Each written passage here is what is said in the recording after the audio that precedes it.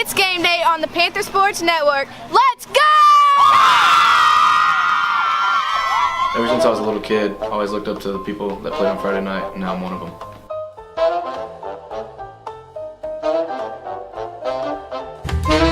You're watching the Panther Sportz Network. I love Friday nights because the atmosphere Friday nights football brings, and I love our community. Joe Roberts, Ross Norwood, Richard Ewing, 100 years of Panther football. It's on the outside, 35, 30, 25, 20, 10, 5, touchdown, Panthers!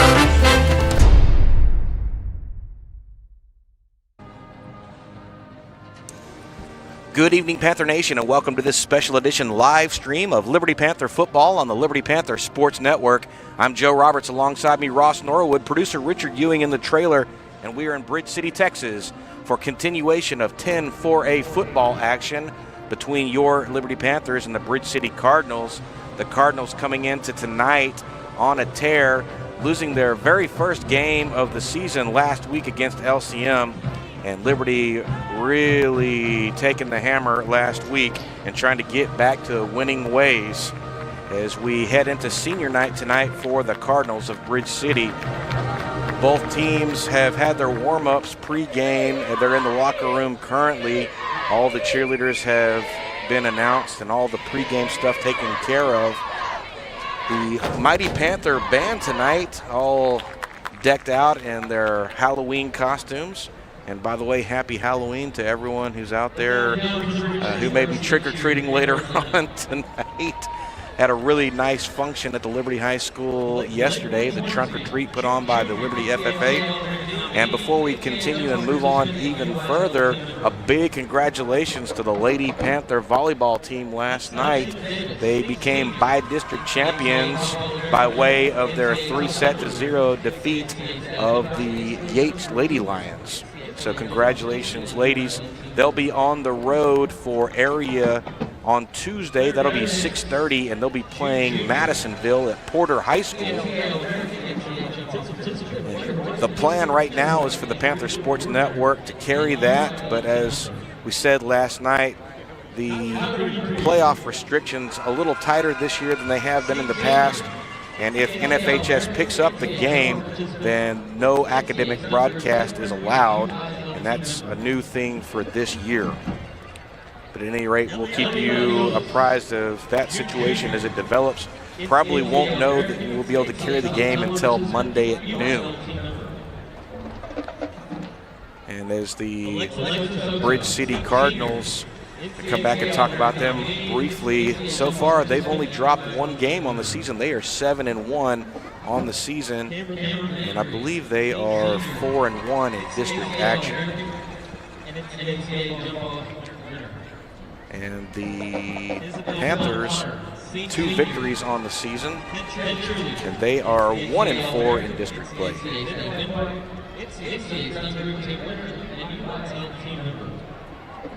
Pull up this and not trying to slow play this at all. The Liberty Panthers 2-6 on the season, 1-4 in district play. Just wanted to verify that. Last week, dropping it to Vidor 48-19, and they have just been through the ringer the last 3 weeks. Lumberton, Little Cypress, and Vidor. Kind of hearkening back to the good old days on the 3rd of October when they had that game winner against the Livingston Lions. And again, last week, Liberty Panthers mathematically eliminated from the playoffs, but there is still something to play for. Liberty incredibly young this year across most of the way, and a lot of these youngsters just really getting invaluable experience as they seek to get themselves better for next season. All right, Ross, I think you're ready to go, yeah? Oh, he's shaking his head like he's ready to go. Well, I want to say a big thank you to Ross Norwood. Been my running buddy all year long, and there's a chance that you may not be with us next week.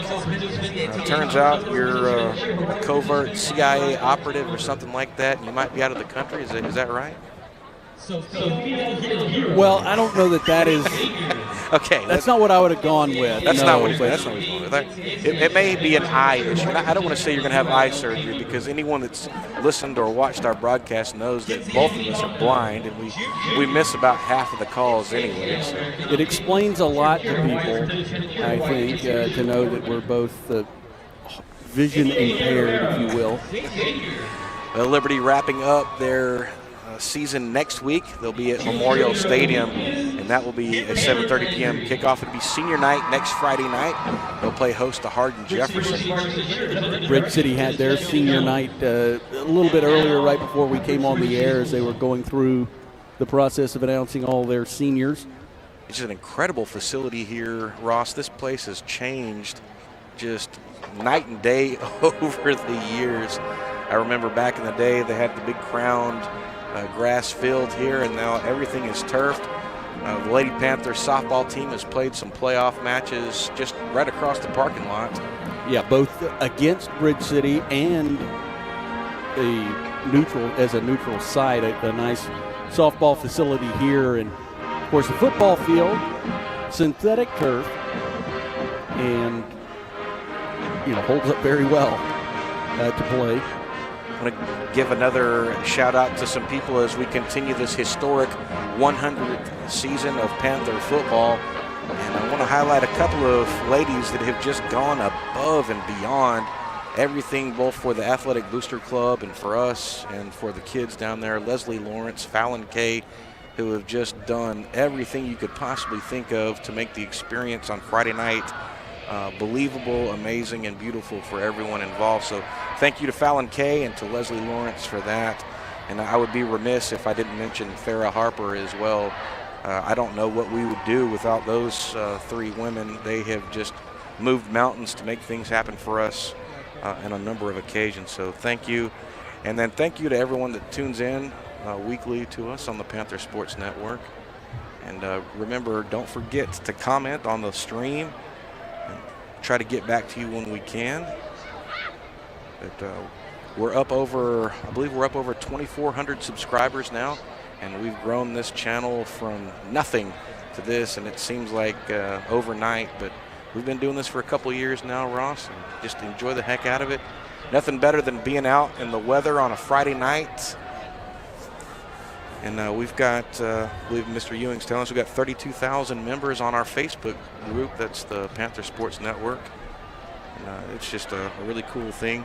Out there on the field as we're getting ready for the... I didn't know about a Facebook group. Well, I don't tell you everything. I got to keep some secrets from you.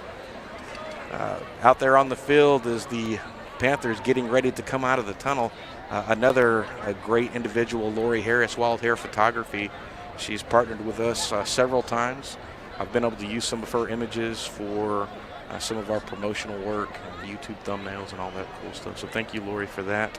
Jose Becerra on our field cam tonight. Jacob Pineda and Cooper Warden on the cameras for us. And Chloe Sanders in the trailer along with Mr. Ewing. Again, you are watching Liberty Panther football on the Panther Sportz Network. It is Halloween night, so maybe, and we got a half moon. We don't have a full moon, but it's a beautiful moon out there anyway. Hey, it's trying. It's trying. Anything can happen on Halloween night, Ross, and we're here for it. Liberty was last here in 2022 before realignment and the schedules flipping the last two seasons. Liberty has faced Bridge City at home.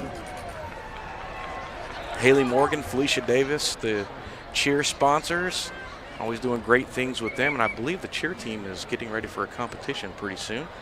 Sean Smith, the director of the Mighty Panther Band, bringing those kids out tonight. And again, looking over there, maybe we'll get some camera shots of that. A whole bunch of them just all decked out in all the cool Halloween costumes. I thought I saw a Viking somewhere over there. Well, he said there's Vikings, there are all kind of people. And here we go.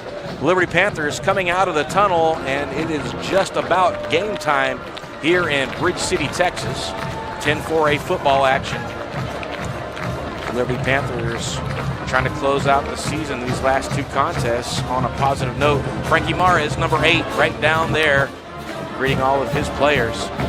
What a leader that young man is. It's been nice to watch him grow as a player. Hard to believe that he will have one more game after this one, Joe. It seems like just yesterday, but what does it? Well, I think we'll get to watch him. I think he's going to go play some basketball, and if not, I know he plays baseball. Instrumental as part of that infield. He plays an instrument in baseball? He does. He does. I don't know what it's called. So one of those new gimmicky sorts of things. Oh, that's here. I had that coming through my ears. Yeah, the stadium music is coming through loud and proud, and I'm sure we're going to get a copyright strike for that. That's okay. It's an educational channel, so who knows? Joe, you watched the World Series game a couple of nights ago that went 18 innings? Oh, you know what? I went to bed and I thought it was going to be over, and then I woke up a couple of times in the middle of the night and it was still going on. Legend has it, they're still playing. Yeah, I turned it off after the top of the 15th at 1 in the morning. Ran into a guy in my building the next day, and he said, yeah, I stayed up until 2. Look, my bedtime is 8. I'm already out past my bedtime right now. It's reassuring that you're driving us. Shh, don't say that out loud. Come on, Ross. Of course, then again, well, you're having eye surgery, so even worse if I was doing all it. That. 18 innings. I believe that was on Tuesday night. That's the longest game in World Series history. Is that correct? It's up there. It's up there. You know, the Astros and Dodgers in 2017 went quite a long time in Game 5 of that World Series. Well, I know they were getting prepared to bring in the starter who had pitched only 2 nights before. He was warming up. Now the Bridge City Cardinals making their way onto the field. They have been awfully good this season, and as they've gone offensively, they've been led by that great quarterback that they have, number 8, Hudson Hoffman, who's only a junior this season, and his favorite target, number 3, Abraham Munguia. And man, he has been special for them this season. I remember last year Munguia being a big part of that offense, and it is scary to think that Hudson Hoffman is only a junior and has one more year. Another guy that's really going to stand out for Bridge City on the defensive side is Bryce Breeden. And number 10, Bryce Breeden, we were alerted earlier that he is being looked at by several big-time D1 colleges. SEC schools, along with right. Big 12 schools. And he comes into this game at 6'2", 215, and lightning fast, which is going to give the Liberty offense fits tonight. This Bridge City defense very speedy. Well, again, both teams now on the field and lined up. We should, and I don't know what order of event they're going to do here. We pray and then have the national anthem. I don't know how they do it down here. We'll find out shortly. Some people do the national anthem and then pray. Either way, it comes out the same. Please remain standing for the student prayer. Oh, there we go. Prayer and anthem. By Alexis Soto. Alexa is a varsity cheerleader and senior class officer. She is also involved in Interact and Cardinals for Christ. Please bow your heads. Dear Heavenly Father, as we come before you on this Friday night, I ask of you to place a shield of protection over every player, cheerleader, dancer, coach, referee, band member, fan, and everyone else attending. Let us remember that our abilities are gifts from you, Lord. I pray that no matter the outcome of this game tonight, that we all remember to glorify you in your name. And Lord, I pray that you lift up our seniors on this special evening, as this night could possibly be the very last time that the class of 2026 performs at the very ward. I pray that each of you seniors remember all of the wonderful memories, laughs, and even cries that this field has brought to you. God, bless each of us seniors with a sense of pride and accomplishment as we exit the stadium tonight. As we stand under these lights one last time, we pause to thank you. Thank you for the journey that brought us here. When the final whistle blows, allow us seniors to walk off this field knowing we didn't take a single moment for granted. Let us carry these memories with us for the rest of our lives. In Jesus' name, we pray. Amen. Cooper. Our national anthem will be played tonight by the award-winning Bridge City Cardinal Band. Well, if you were just listening to that, you heard me holler at one of the student camera people. Had a shaky cam there. Got to be a technical director and an announcer. And now it's time for the national anthem.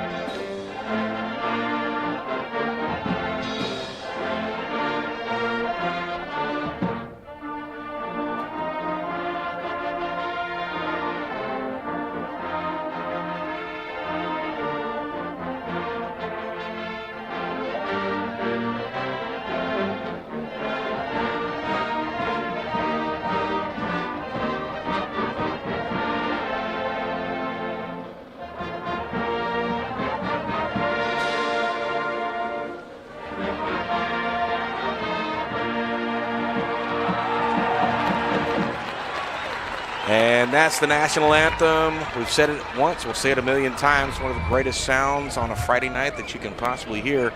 And it means that we were moments away from game time. Captains tonight for the Liberty Panthers, number 64, Eli Nicholson, number 77, Josh Allison, number 53 is Cam Cantu, and number 27, Jeremiah Carrier. Number 56, Jonah McElroy. Number 25, Tristan Newton. Coming across the way for the Bridge City Cardinals, number 14, Judson Carlin. Number 28 is Connor Bradley. Number 25, Tristan Newton. And it looks like that 56 is going to be Jonah McElroy. And those are your captains for tonight. Both teams on the numbers as we get set to square off. Again, Jose Becerra out there on the field cam.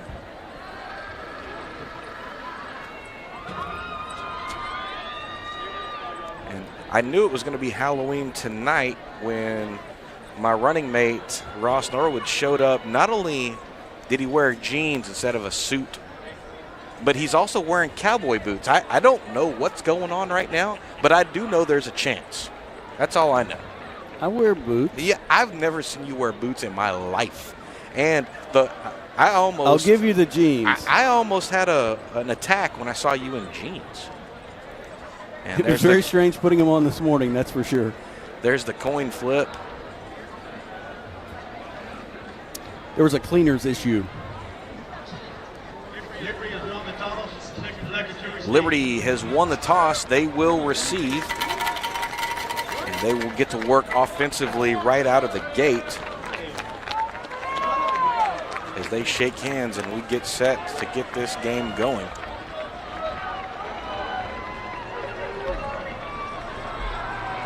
And you're watching Panther Sports on the Liberty Panther Sports Network.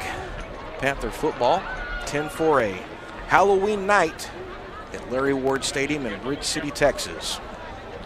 Senior night for the Cardinals. Next week it'll be senior night for the Panthers at Memorial Stadium. They play host to Hardin-Jefferson. We'll be there for that.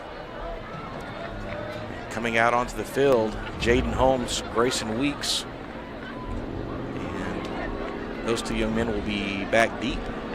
Cam Harper, Frankie Mares short for the Panthers.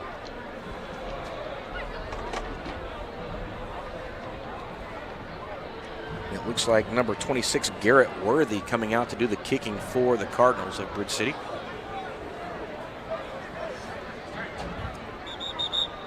Well, there's 12 on the scoreboard. It says 1, so that means we're getting ready to go, Ross. Or it's 100. No, don't do it. Don't do that. Don't do that to me. You just go with what I say. It's fine. Worthy to break the huddle and set up the Cardinals. And we've had a pretty even mix of kickers that want to kick the fire out of the ball and kickers that try to short pooch. We'll see what Worthy is bringing to the table.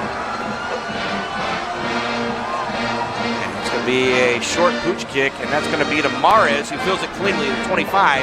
He's up the middle, and he finds a little bit of an opening, and he's going to return it to the 35-yard line, and that will be optimal starting position. Ross? Braxton Lynham with the tackle there, Mares. Going to set them up. Actually, going to set them up. Well, it'll be 35 and a half. We'll get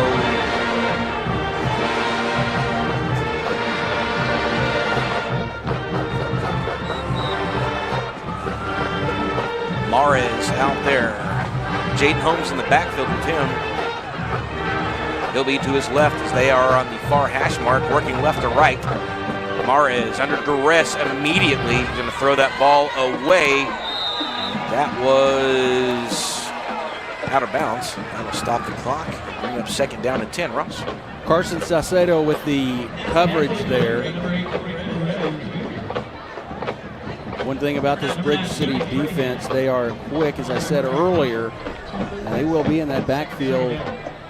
Mares will have to stay on the move most of the night.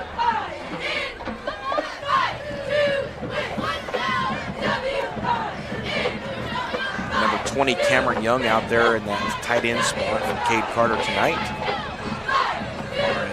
Holmes up the middle, finds some green, and he's going to pick up enough for the 1st down.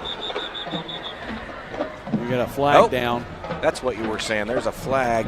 And that's going to be a hold against the Panthers, and that will negate what the fine run was, and probably a fine run because of the hold. I was going to say, watching that through the binoculars, he had a really big lane there, and we now know why.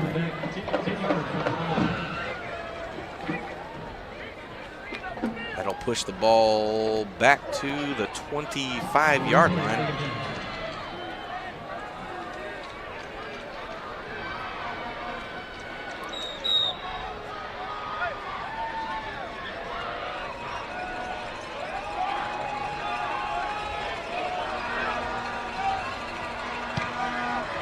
Mares drops back, steps up into the pocket.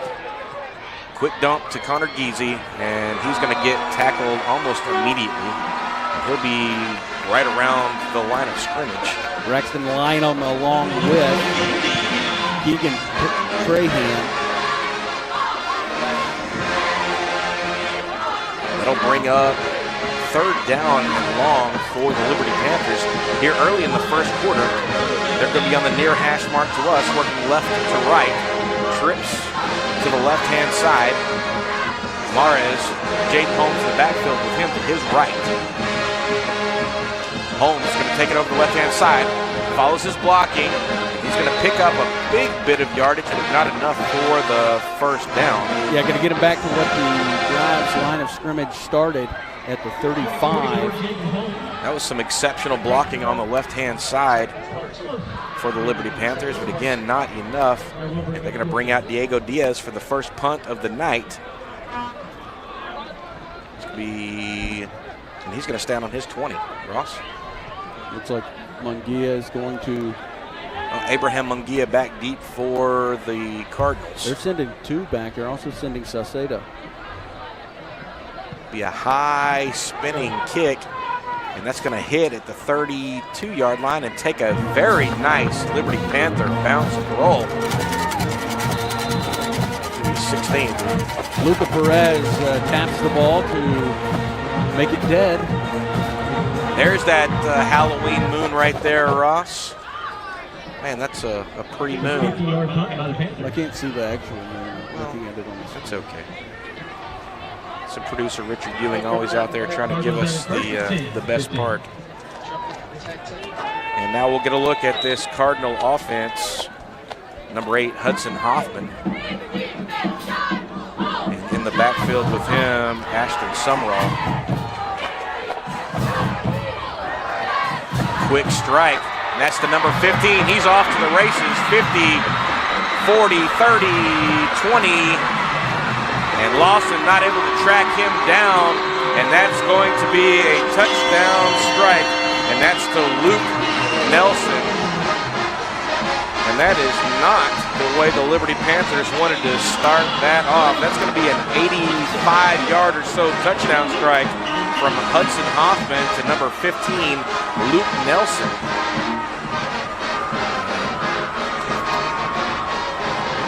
Looks like the 9, I can't tell what that is, Ross, what the time on the board is, 9 something. 9:50. 9:50, the Cardinals strike first. Worthy will come on for the extra point attempt. Ethan Hernandez holding. That is going to be up and through. So at the 9:50 mark, Bridge City strikes first. They lead your Liberty Panthers 7-0. We'll be right back.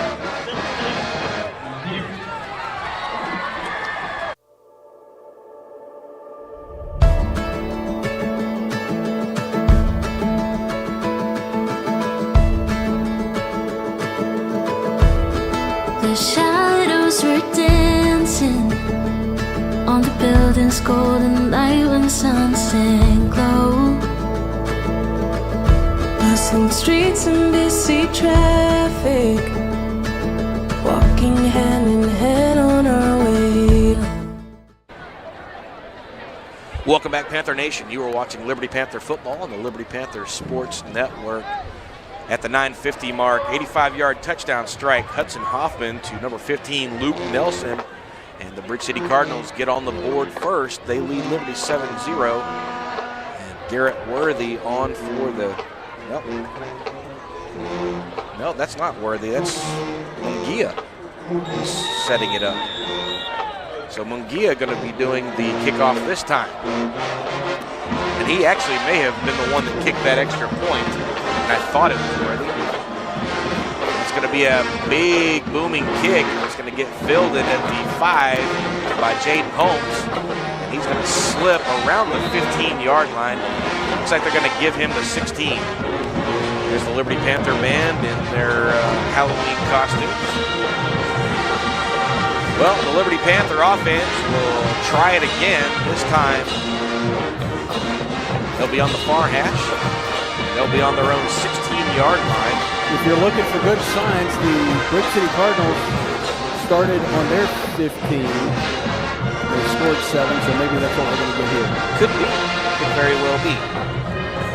Connor Geezy on the short side for the Liberty Panthers. Jaden Holmes in the backfield with Frankie Morris.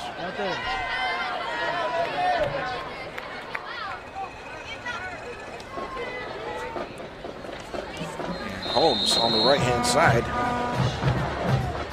He's going to pick up maybe a yard. Asher Richardson with the tackle.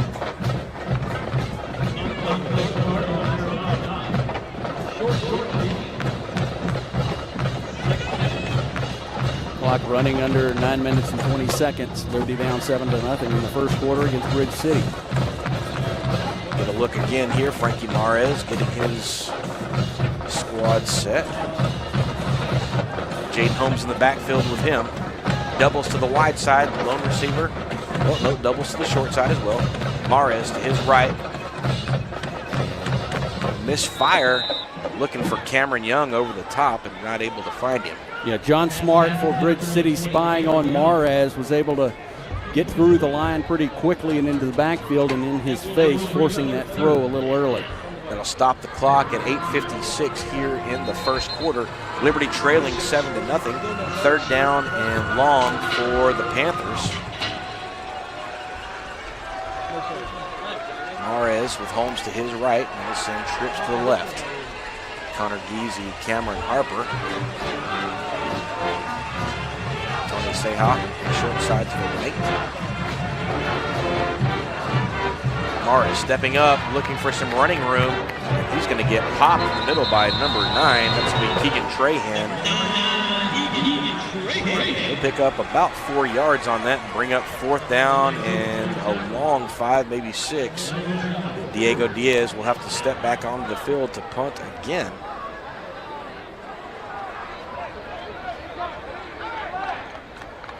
And the official having to step over there to have a chat with one of the Bridge City players.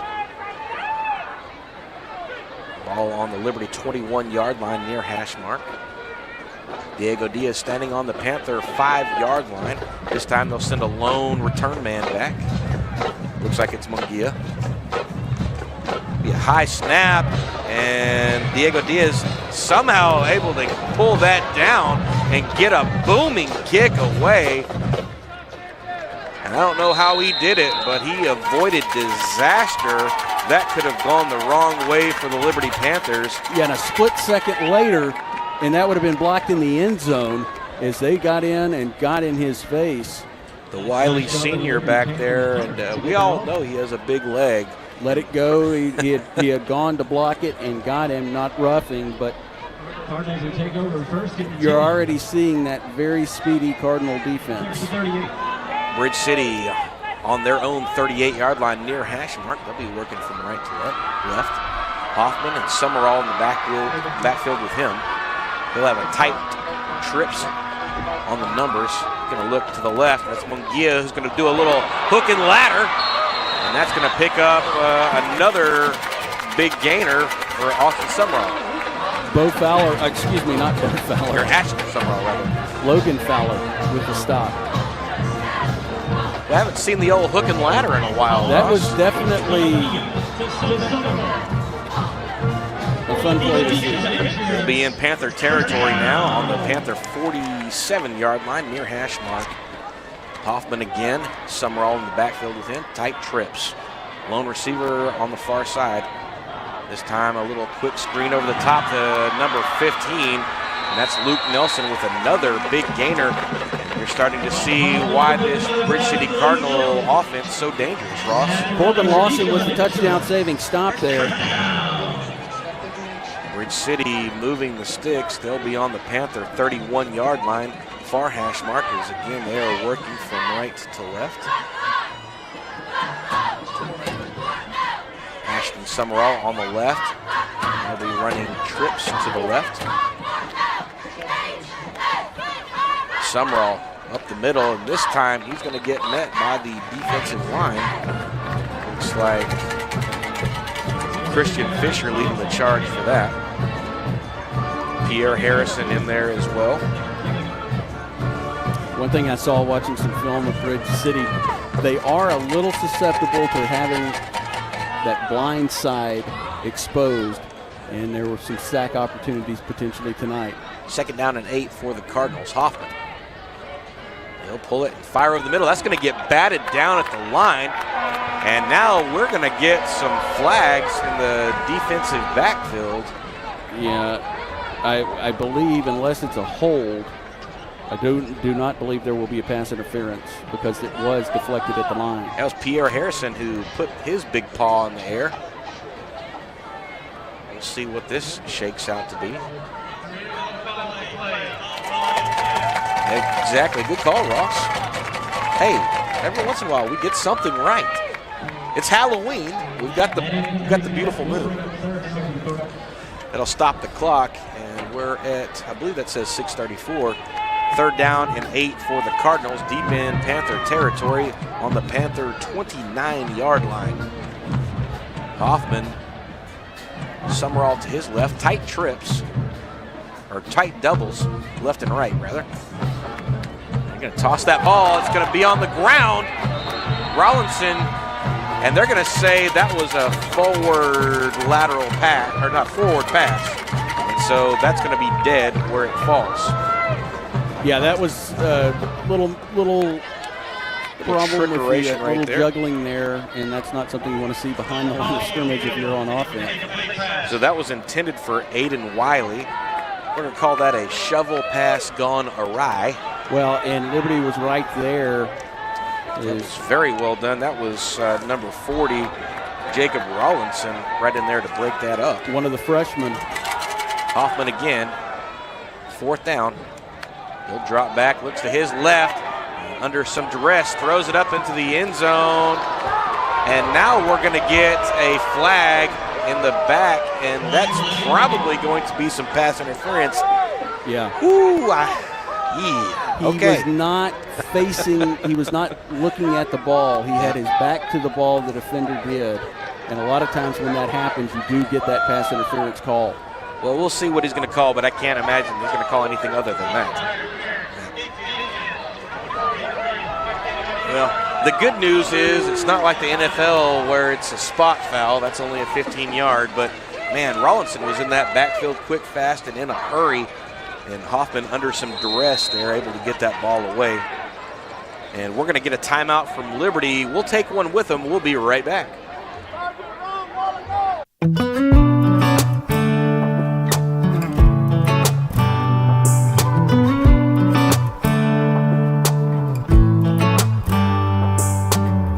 We should head back to our old place in the faraway town where I met you, baby. All those years past, now I know you.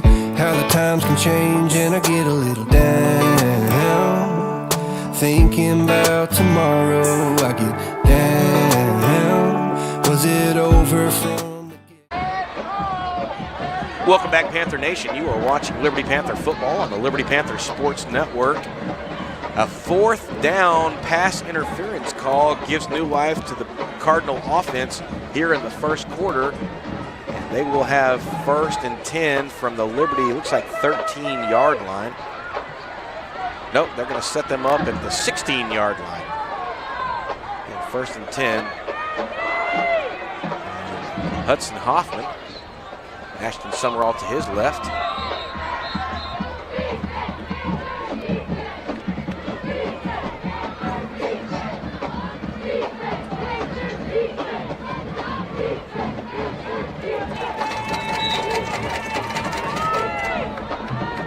Hoffman will drop back. He's looking to his right. Rawlinson again putting pressure on Hoffman, who gets out of the pocket, and he's going to pick up some yards, finally getting pushed out by Corbin Lawson. Almost enough for the first down. And this is something that we haven't seen in some time, Ross. The defensive ends getting some real pressure on the opposing quarterback. That's nice to look at. And one thing I saw in some of the film I looked at was they've had some problems protecting the quarterback. Well, that is going to be enough for a first down. That'll drop the chains, and that'll bring up 1st and goal from the Panther 6-yard line. Bridge City looking to add to their 7-0 lead here in the first quarter. Hoffman, tight bunch to his right. And no, he'll pull it. He'll roll out to his right. He'll step in from 6 yards out. That'll be a touchdown. Hudson Hoffman on the keeper. And that's at the 5:47 mark here in the first quarter. And Bridge City gets on the board again, extends their lead 13-0, pending the extra point attempt. Looks as though they're going to keep Munguia out there to kick the extra point. I apologize earlier. I believe that was him that kicked the extra point on the first touchdown. They get set up. Number 1, Ethan Hernandez, getting set for hold.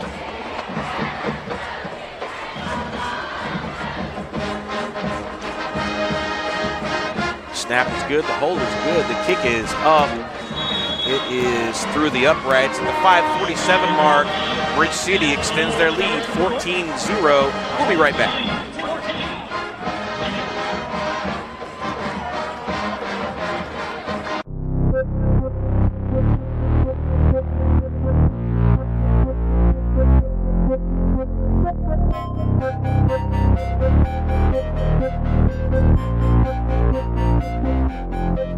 We're getting ready, getting ready at the dance floor. So turn the lights on. You know just what we're here for. We're moving like a... Welcome back, Panther Nation. You are watching Liberty Panther football on the Liberty Panther Sportz Network. At the 5:47 mark, Hudson Hoffman goes over the right-hand side for the 6-yard touchdown run. Abraham Munguia tacks on the extra point. Bridge City 14, Liberty 0. Getting set to kick the ball off is Abraham Munguia. He'll hit another long ball. And Jaden Holmes. Oh, that was scary. That took a high hop and then got in Barely. That could have been a disaster. Well, yes, if he'd have been hitting it off the fairway, that would have had to spin to bring it back, but it just so happened the rough he couldn't get the spin on it. Yeah, that took a decided Panther bounce the last second. Of course, I think he did the right thing. He absolutely did the right thing. The ball almost did the wrong thing. Yeah, sometimes you can do everything right, and then the ball decides it's going to go another direction. Panther offense on the field again. Connor Geezy, Grayson Weeks, the duo up top. Mares, Holmes, he's going to get busted in the backfield. It's going to be number 9, Keegan Trahan, leading the way for the Cardinal defense. He's going to lose. Looks like he's going to lose a yard or two on that. It's going to be back on the Panther 23-yard line. Yeah, loss of 2 there. We have 2nd down and 12 for Liberty here in the first quarter. 5:16 and counting. Apologize, we're having some camera issue on the scoreboard clock. Mares drops back under duress, escapes that to his right, and wisely throws the ball away.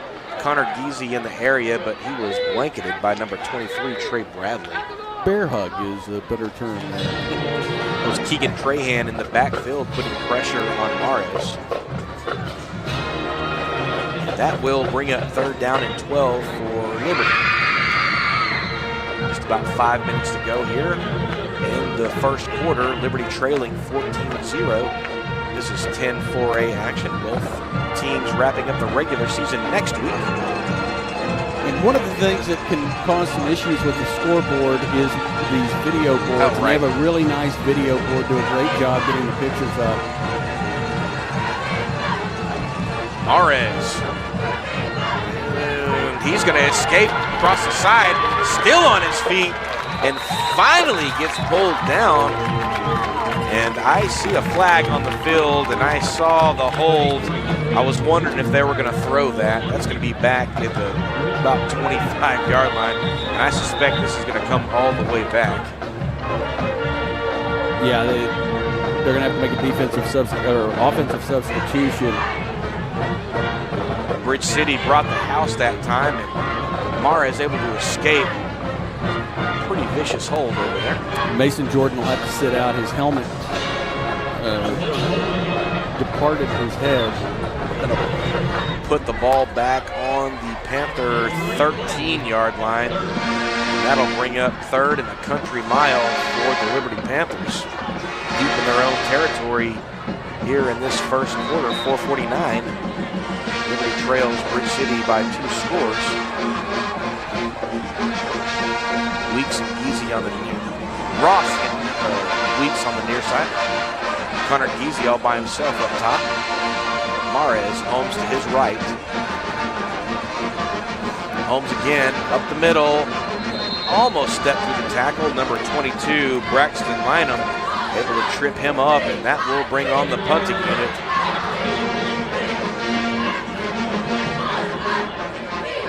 This time, Diego Diaz going to be standing in his own end zone as they get set to punt for the 3rd time, Ross. He punted from his own end zone the first time, or the second time, but not by design.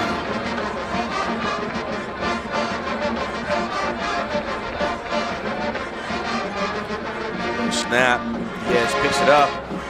Hits another long punt. That's going to hit at the 49 and roll into Cardinal territory. And man, oh man, there's going to be a flag and a whistle. If I could not see it. If he called a fair catch, though, there is going to be a flag. Yeah, and this referee is already having to go to work because I thought he had called a fair catch once it hit. And that is a 15-yard penalty if, in fact, that is the case. Just as you can't hit somebody who has called a fair catch, you also can't then take off. Well, that was a pretty wild decision to take the ball if he had called fair catch. We'll get some explanation here momentarily. It's not either. No, it's a blindside block, which is going to be a pretty big penalty. But it was downfield. It was in the Panther side of the field. And the crazy I'm part a little questioned is why they blow the play dead. Right. I wonder if that was an inadvertent whistle and then they just had to stop the action. And that's probably why those players on Bridge City were upset. But at any rate, they're going to have the ball on their own 45-yard line, middle of the hash mark. Hoffman, Summerall to his left. Hoffman setting up the screen to Mungia. He is off to the races, and it doesn't look like anyone's going to catch him, and that is going to be a 55-yard touchdown pass from Hudson Hoffman to Abraham Mungia. And immediately setting up the screen there, and there was no one in the vicinity. Mungia showcasing the wheels that he has and what kind of special receiver that he's been for Bridge City all season long. Didn't know he was also kicking for them. Pretty versatile athlete. Step out there again for the point after attempt. 3:35 on the clock. 55-yard touchdown pass from Hoffman to Abraham Mungia. Yeah, they need to give him about 5 extra seconds on the play clock there to catch his breath. That will be through the uprights. And at the 3:35 mark, Bridge City takes 21-0 lead. We'll be right back. 21-0.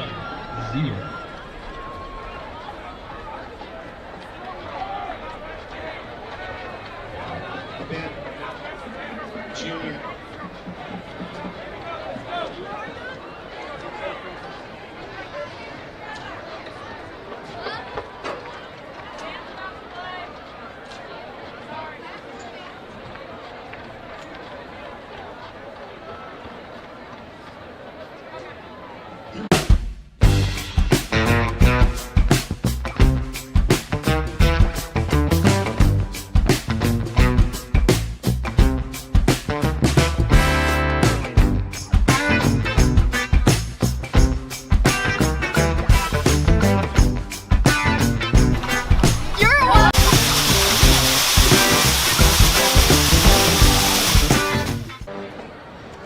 Welcome back, Panther Nation. You are watching Liberty Panther football on the Liberty Panther Sportz Network. Kicking off, and Bridge City, that will be to, looks like number 2, Cameron Harper. He's going to get upended by number 4. That's Colby LeBlanc with the stop there. Coming out of this, Bridge City scoring the 55-yard strike from Hoffman to Mungia. That's where we stand right here in the first quarter. Liberty starting on their own 21-yard line for this drive. Near hash mark. Trying to get something going offensively tonight.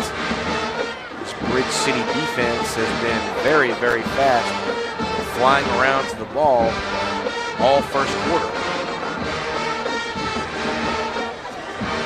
Yeah, you may see them trying to set up a couple of quick screens here to get them off. They're really keying in, trying to shoot the gaps, between the tackles. Wait, not between the tackles. That one. Doing the hash? Where else would you? Yeah. Hey, I was with you, Ross. I knew what you were trying to say. It's Halloween. Anything can happen. Remember that. Anything can happen on Halloween. Between the tackle. I'm done. He's just giving up. Cameron Young, Grayson Weeks, Tony Seha. Trips to the near side. Jaden Holmes in the backfield with Frankie Mares. This time he will pull the ball, running to his right. He's going to get pushed out of bounds by John Smart. He'll lose some yardage on that play. He's going to lose a lot.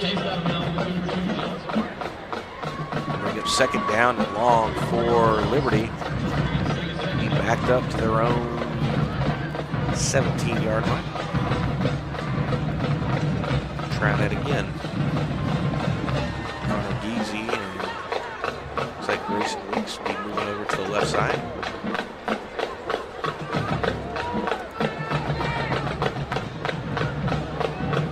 Send Jaden Holmes out to that slot. Mares, he is forced to throw that away quickly. Almost right away, Keegan Trahan, number 9, in his face.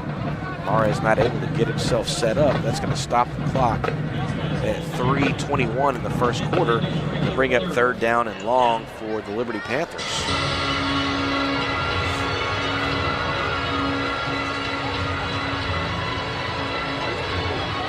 Liberty waiting the call from the sideline.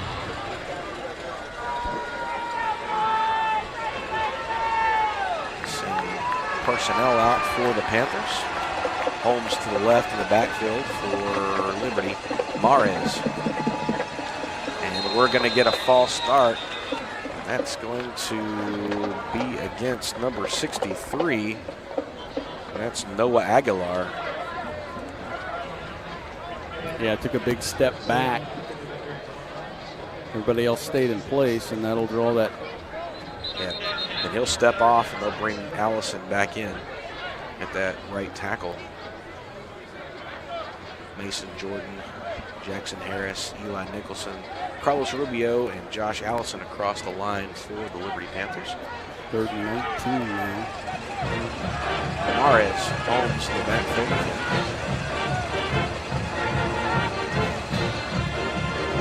Quick strike to Seha. That's going to be too high. And even if it had been a dart right there to make a play on the ball, I think that is 0. That's Carson Saucedo. Yeah, he was right there. Got a hand on the ball as well. It's probably actually better that he didn't catch it because Seha would have taken a tattoo to the back.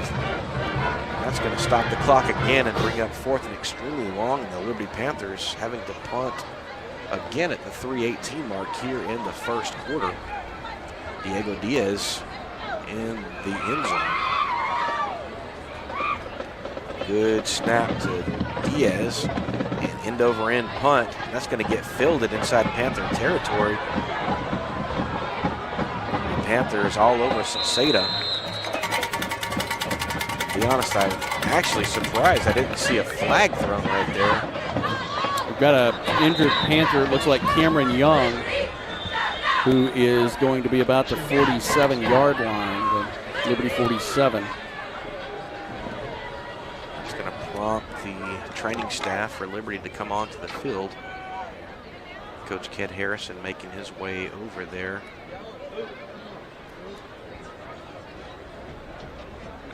Let's see what they're going to do right here. This is an extended look, and now Bridge City's training staff coming out onto the field. Well, let's go ahead and take a quick break. We'll be right back.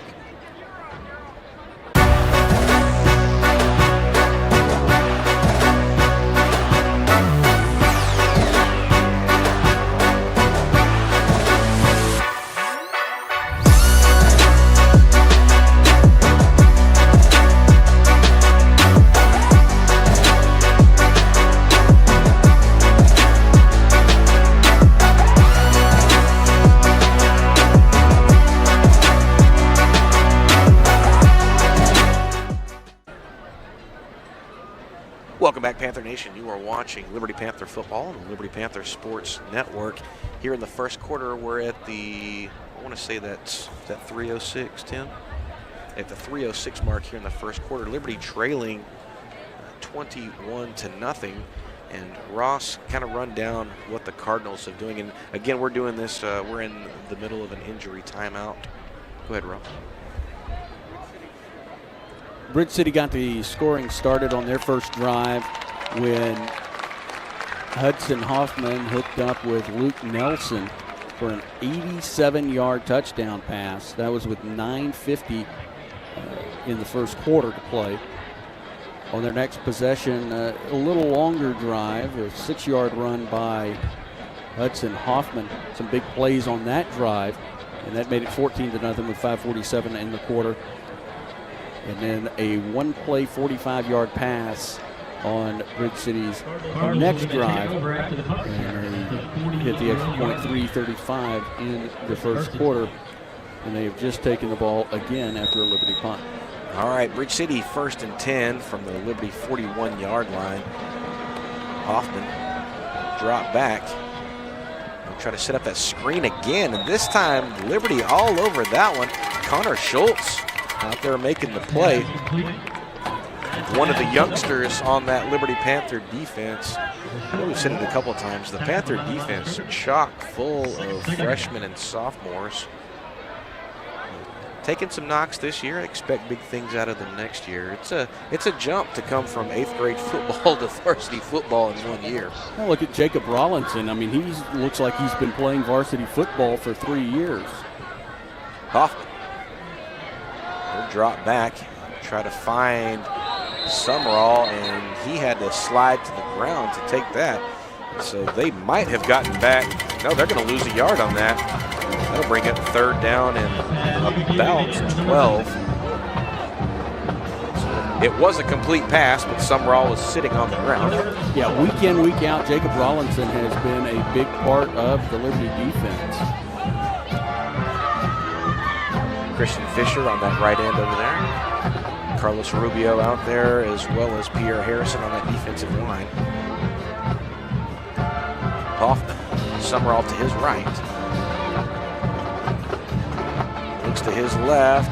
The pocket collapses, and Fisher and Rollinson all over him, but the referee threw a flag.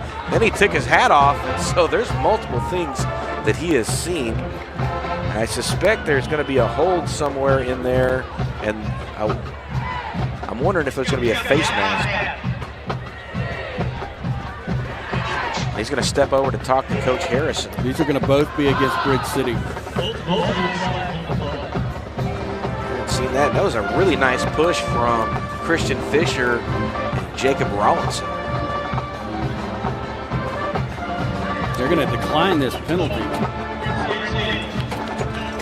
They decline the hold. And they're going to take the result of the loss there, which is smart because now they're going to have to take that and they don't have to replay the down.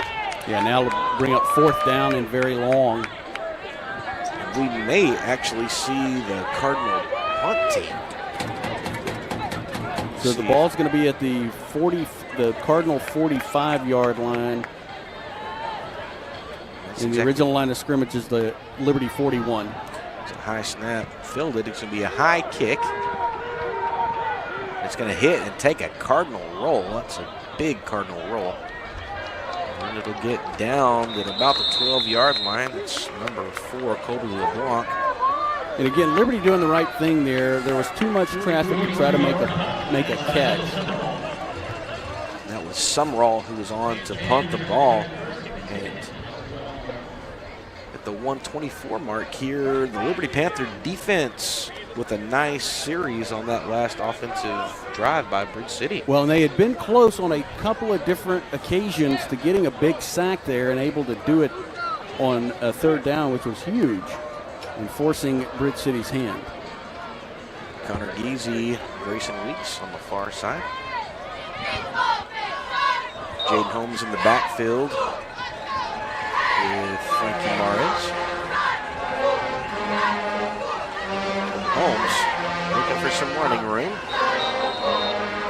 He's going to get stuffed, led by number 55, Asher Richardson. Asher's been a guy that's been in a lot of the defensive plays for Bridge City tonight. Interestingly enough, offensively, Liberty's run more plays than Bridge City. Be a loss of a yard on the play. Facing a 2nd down in 11. Near hash mark. Under a minute to go here in the 1st quarter.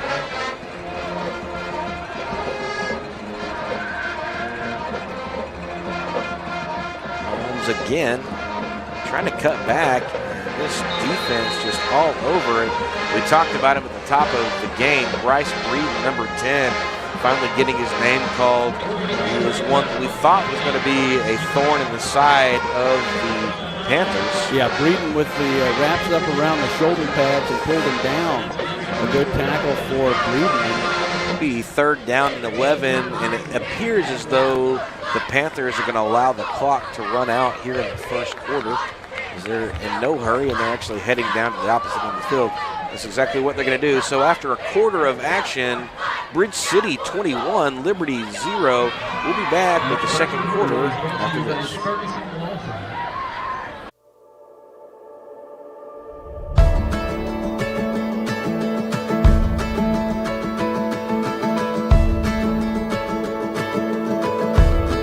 The shadows were dancing on the building's golden light when the sun sank low. Bustling streets and busy traffic, walking hand in hand on our way.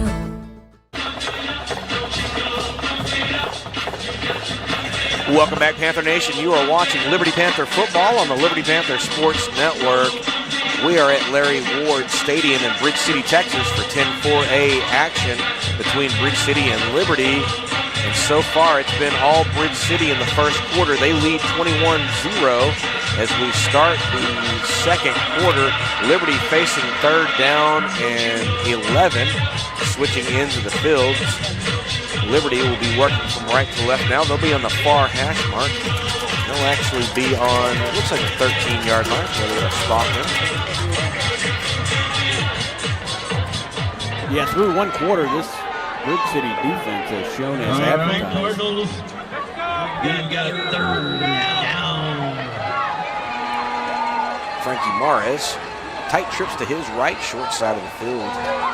He'll pull that ball, looks for some running room, cuts back up the middle, finds green grass, and he is off to the races, 40, 50. He's in the Cardinal territory, 30, 20, 10, and Mares steps in. Touchdown, the Liberty Panthers. And how about that? Now I'm hoping that there's no flag.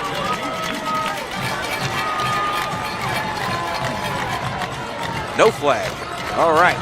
And what a run from Frankie Mares. That was from the 13. Ross, do the math, because that was a long way. The senior quarterback getting on the board for Liberty. Diego Diaz on for the point after attempt. That's an 87-yard touchdown run for Frankie Mares.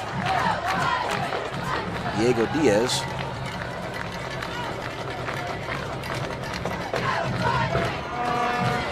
It is up and through the uprights at the 11:45 mark of the second quarter. Liberty gets on the board. They trail Bridge City 21-7. We'll be right back.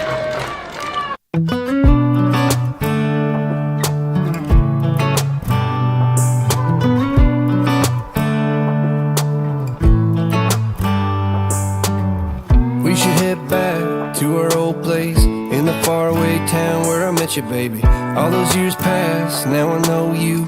How the times can change and I get a little down. Thinking about tomorrow, I get down. Was it over from the get? Welcome back, Panther Nation. You are watching Liberty Panther football on the Liberty Panther Sports Network. In the second quarter at the 11:45 mark, Frankie Mares breaking up the middle for an 87-yard touchdown romp. And once he hit that 50, he turned on the afterburners, Ross, and he really showed why he is one of the leading rushers in the district. Yeah, when he's got that opportunity, you know, he's been frustrated several times this year. They've really keyed in on him, defenses have, and limited his leg work. On that one, he blew it. Diego Diaz on for the kickoff for Liberty. Ross can't see who's back deep for the Cardinals. Mungia back there. Kind of figured he would be one. That'll be a squib onside kick. That's going to get through that front row, and they're going to let that go out of bounds, and that'll be a flag. So Bridge City will have optimal position. Carson Salcedo was the other, he was the far deep man. That was 0 Carson Salcedo, Abraham Mungia. And Bridge City will be, let's see where we're going to spot them. They're going to spot them on their own 40-yard line. Pretty darn good starting field position. Near hash mark. Bridge City working from left to right. Hudson Hoffman haven't really strayed from this formula. Ashton Summerall in the backfield with him. Well, you don't change anything. You don't change something that's working. Summerall, he's going to get met pretty close to the line of scrimmage. Christian Fisher with the stop for the Liberty Panthers. He's going to pick up about a yard. Yeah, Christian Fisher, big sack on that last drive that forced a punt on 4th and long by Bridge City. You want to see him get heated up, and at 21-7, it looks a lot better. You get one more touchdown, you're back in the game. Hoffman. Quick strike out to Mungia with a bubble screen, and not a bunch going on there. Panther defense staying at home and negating what the last time that happened turned into a long touchdown. Yeah, Corbin Lawson was right there to cut him off, and he had nowhere to go but out of bounds. Wisely, Lawson pulling back once he stepped out of bounds, preventing any late hits. Get about a yard on that. We'll bring up 3rd down and 8. Bridge City on their own 42-yard line, near hash or far hash mark from us. Run trips to the far side of the field. Long receiver on the short side. Hoffman. He'll look to his left. A quick strike to Mungia again. And this time Pepper Dubose trying to grab a shoestring, and he does just enough to allow the rest of the Panther defense to get in there and stop him. He's going to trip him up before he picks up a 1st down. It could be a couple of yards short. Yeah, and we're going to have a substitution here.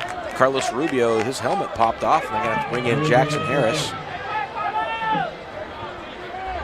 And it looks as though Bridge City's going to bring on their punt team. They're going to be about 2 yards short. They'll be on their own 48-yard line.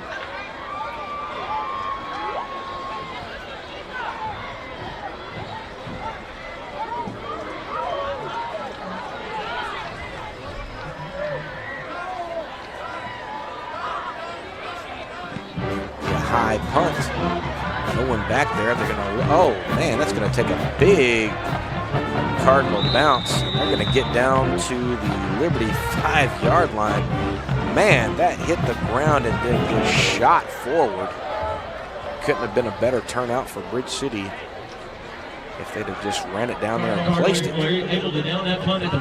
Liberty deep in their own territory with this drive. They'll start on their 5-yard line. Yeah, that ball hit like it would on a dry fairway. Yeah, that was, would you say, less than optimal for Liberty? But another defensive stop by the Panthers. No doubt, and led by Christian Fisher. Really playing well tonight so far in this first half. 9:57 to go in the second quarter. Panther offense making their way onto the field. Tony Seha moving out to the right. Connor Geezy, tight end on the left. Actually going to bring everyone in tight.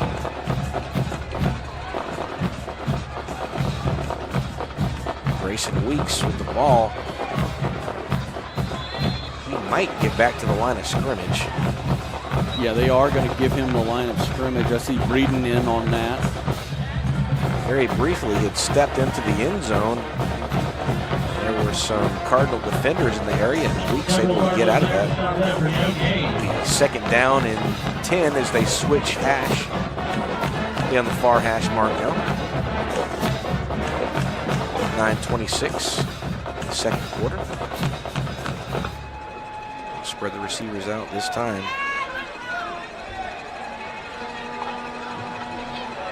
Morris standing in the end zone. Weeks. He'll pick up a couple. Not quite. They had a bit of daylight there just for a split second.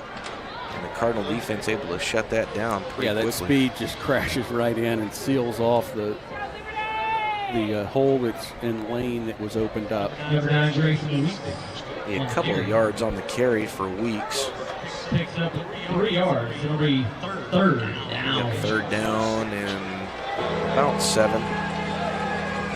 Weeks will stay in the backfield with Mares. We'll flip over to the left-hand side.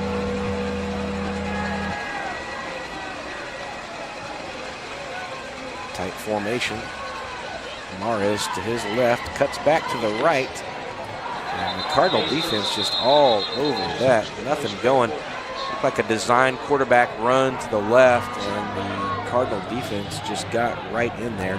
And now we've got a flag, a late flag. This will be a dead ball, whatever that is. And we'll see who that's going to go against. And if that's against Bridge City, they helped out Liberty in a big way.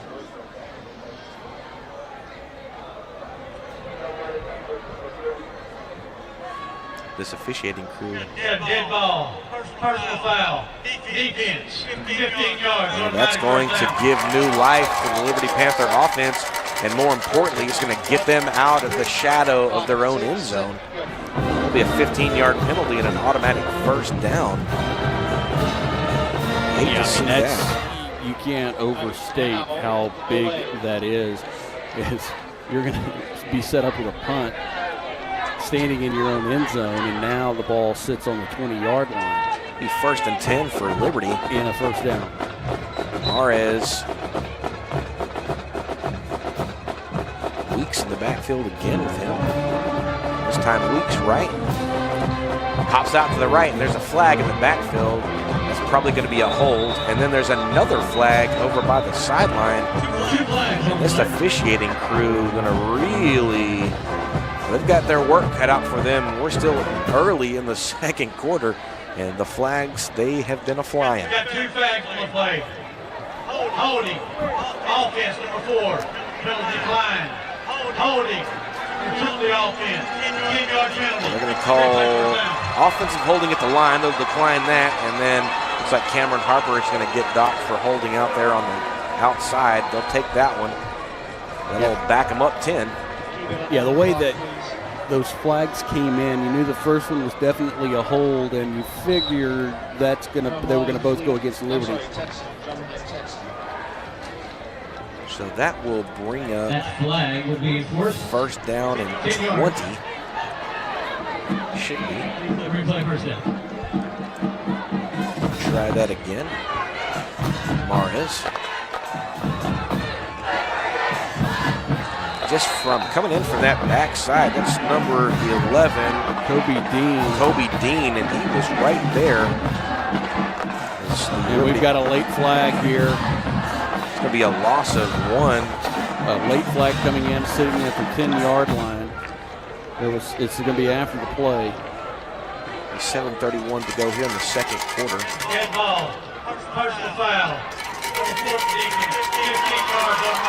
And that's going to be another dead ball personal foul against Bridge City. And man, Ross, they are just really, I think this is pretty uncharacteristic of what they are trying to accomplish here. They've helped out Liberty several times. Beggars can't be choosers. Get a first down any way you can get it.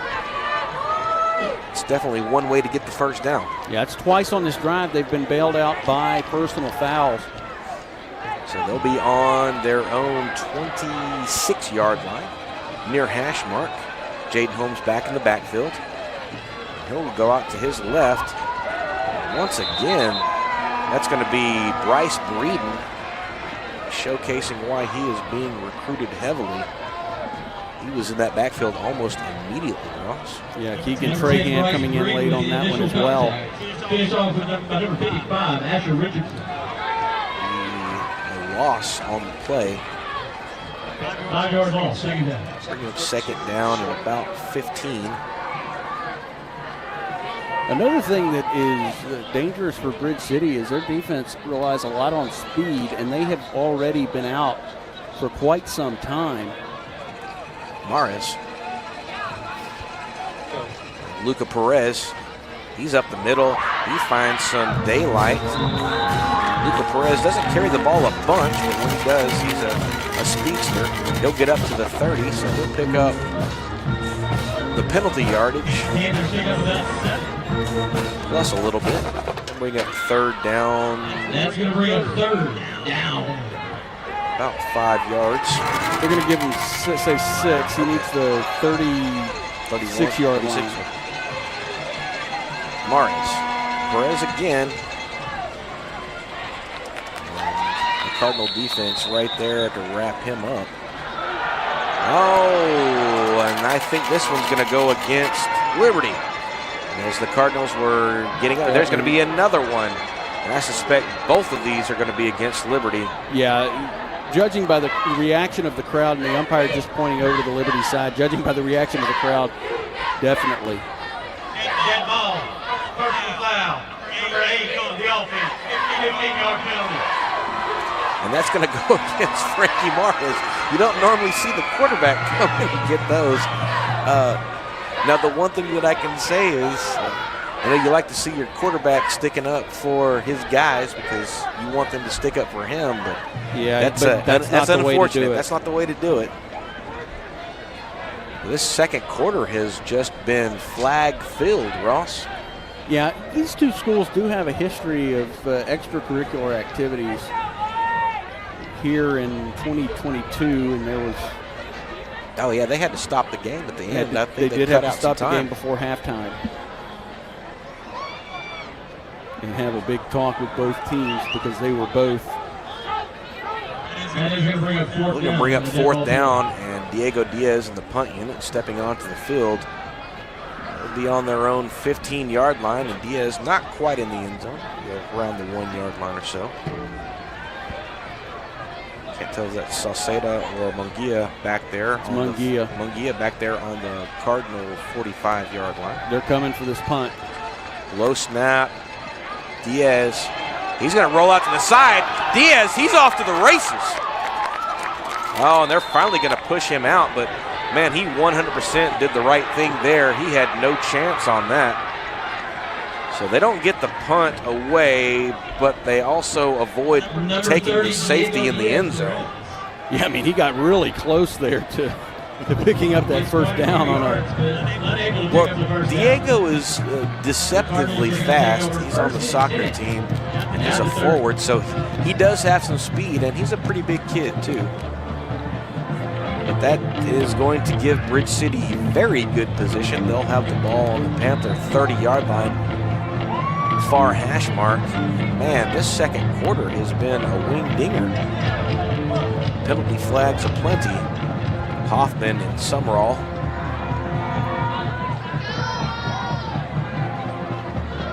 Hoffman looking across the middle.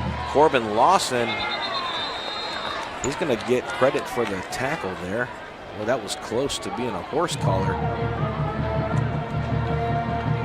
Yeah, it looks like it's going to be a good enough for a first down. It's going to be a first down, but I couldn't tell who that receiver was for Bridge City, but he came down well, that's number 15, Luke Nelson. Now he's up, but man, that was rough.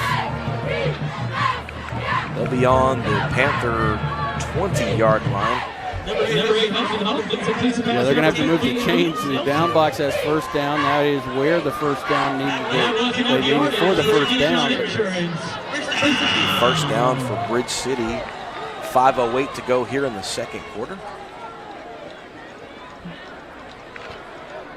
They'll break the huddle. Hoffman, Summerall to his left. And Summerall at the right. They get tripped up by Pepper DeBose.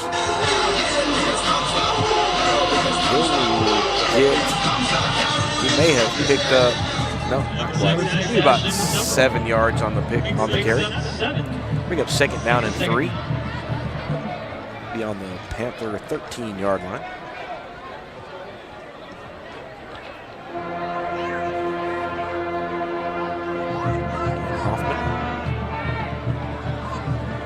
Summerall again, and a great job by the Panther defense. That's number 35 stepping in, Thomas Marbury. Another freshman.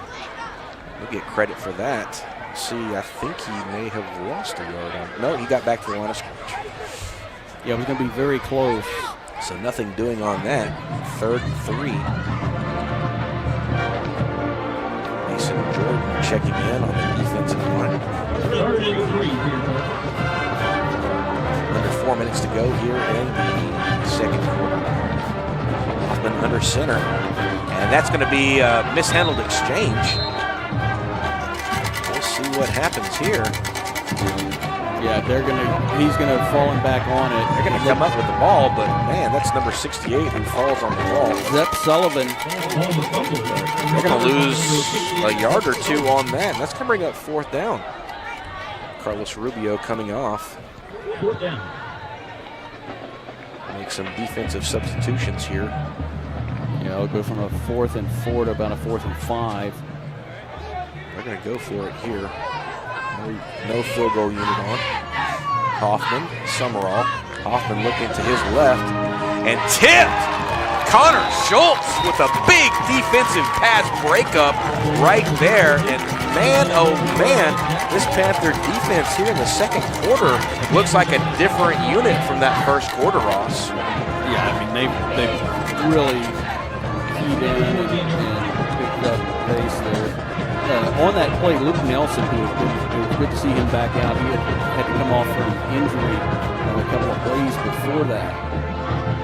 The 3:01 Liberty Panther offense on the field. And that turnover on downs. 3:01 to go. Grayson Weeks back in the backfield with Frankie Mares. Luca Perez and Connor Giese on the near side. Breeden brings the hit stick on Perez, or on Weeks.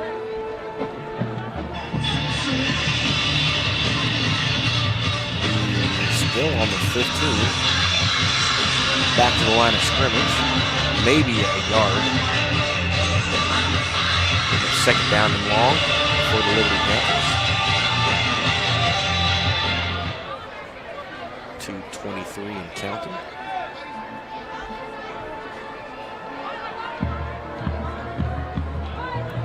For the signal over here. Yeah, play clock under 10 seconds, but still too much time for the 2-minute warning. Mares keeps it, fakes the pitch. And he's going to get out to the 21-yard line. It'll be a nice pickup for Mares. And that will bring it down to the 2-minute warning. Well, they will get the 2-minute warning. They'll take a break. We'll take one with them. We'll be right back. 2-minute timeout.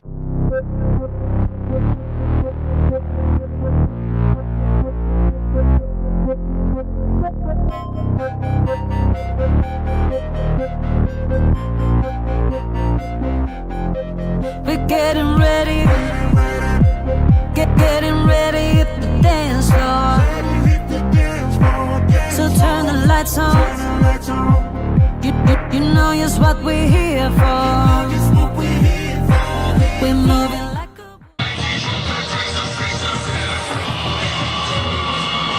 Welcome back, Panther Nation. You are watching Liberty Panther football on Liberty Panther Sports Network. 2 minutes to go here in the second quarter, and Liberty trails 21-7. Frankie Mares with an exceptional pickup on second down to give Liberty a manageable third down, Ross. And Liberty has 2 timeouts remaining.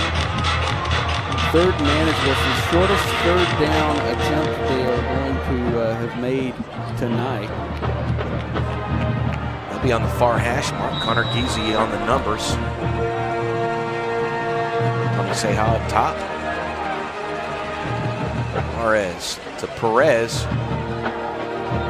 Almost able to hurdle that last defender before getting tripped up. That's number 22, Braxton Lynham with the stop, along with Keegan Trahan.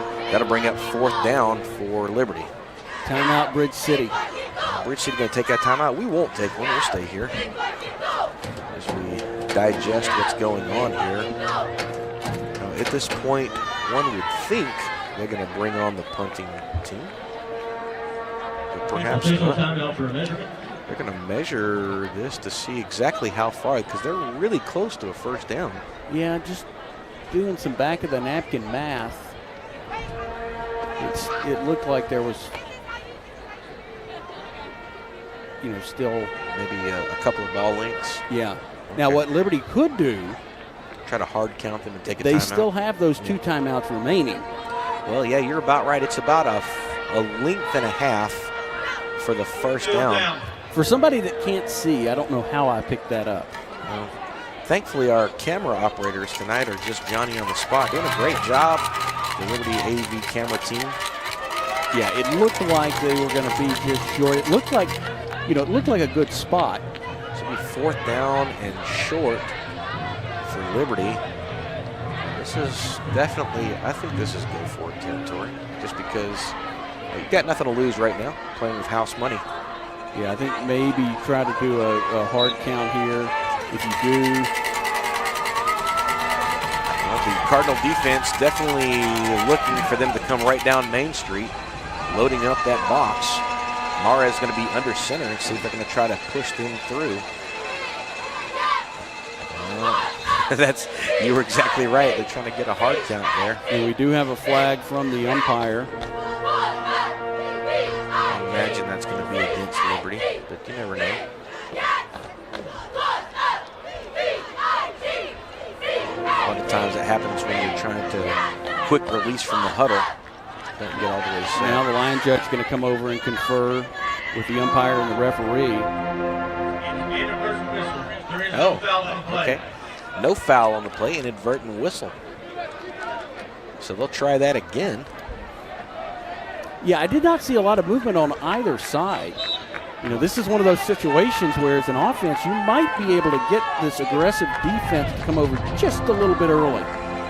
And if they make contact, that would stop the play. Well, they're going to spread the field out. They'll run doubles to the right and the left.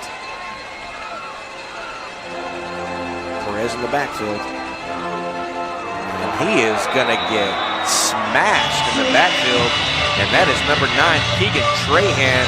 And he met Perez at contact. And now they're going to get a penalty thrown against them. Excessive celebration, I would imagine. It will, though. It won't negate what they just did. No, that is going to be a dead ball. They went into the end zone and had a little lassoing celebration, if you call it that. Home fans not happy about that, but that is what it is. So call it taunting or unsportsmanlike conduct. Yeah, I mean, it was definitely elaborate. I think you try to let them go, but with the number of penalties that have already been thrown in this game, you can't really let that one go. Well, and it's also a fact of that one they met in the end zone, and it was not just right there, spontaneous. So after the 4th down stop, Bridge City will have the ball on the Liberty 35-yard line. A minute 44 to go here. Bridge City with 2 timeouts remaining, of course. They've shown that quick strike offense.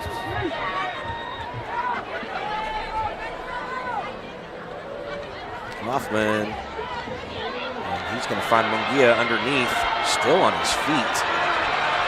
All the way back across the formation. He's going to cut back into the end zone, and that's going to be a touchdown. That'll be a 35-yard touchdown strike from Hoffman to Munguia. And that is so unfortunate. The Liberty Panthers defense had been playing exceptionally well here in the second quarter. And even then, they were right on top of Munguia, but he was able to showcase what he does best. Came all the way back across the field. Bridge City 27, Liberty 7. Munguia getting set for the extra point, Ross.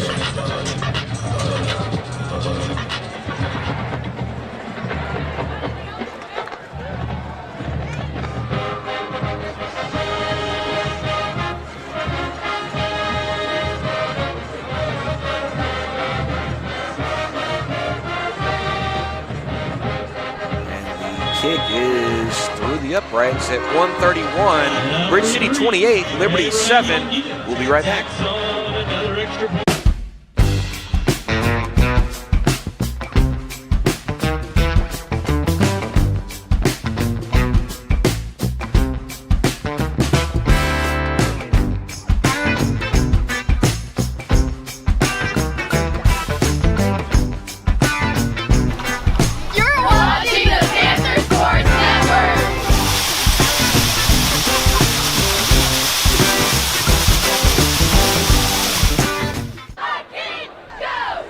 Panther Nation. You are watching Liberty Panther football on the Liberty Panther Sports Network.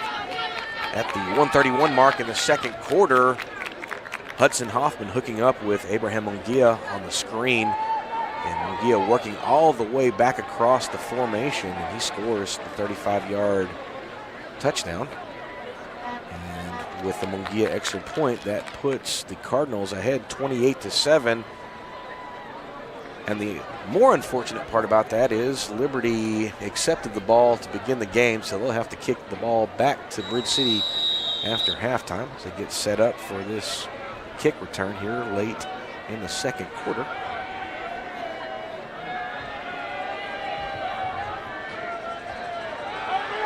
Munguia set to do the kickoff for Bridge City.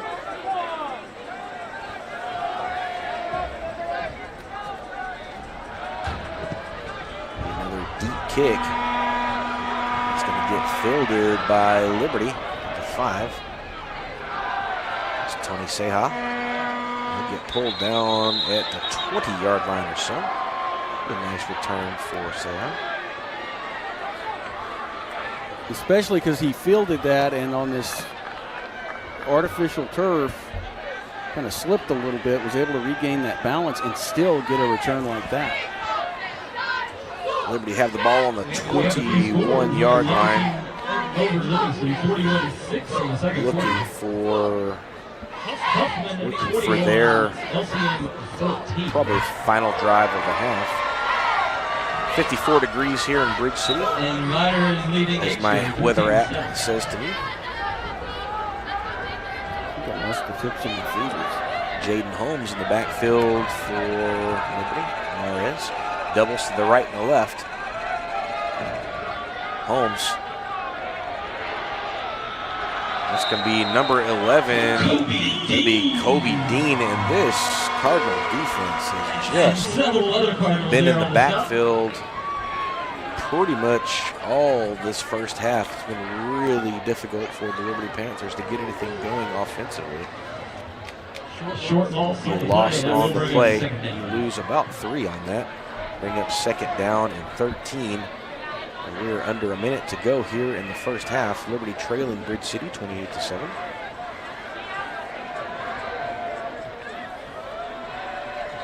Running doubles again. Right and left.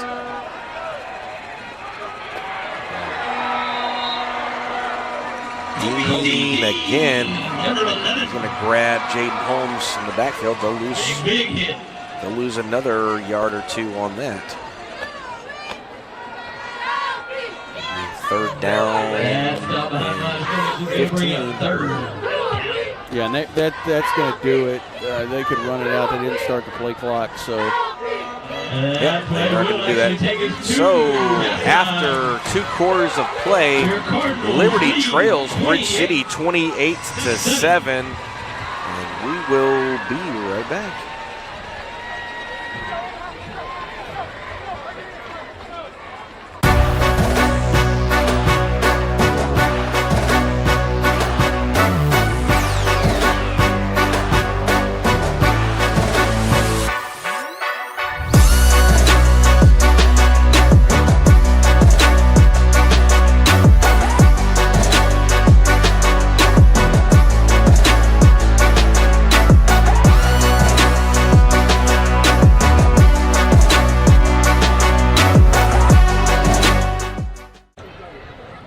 Welcome back, Panther Nation. You were watching Liberty Panther football on Liberty Panther Sports Network.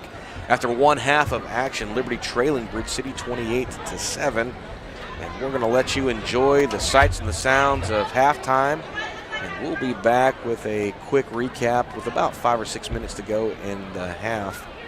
You, again, are watching Liberty Panther football on the Liberty Panther Sports Network.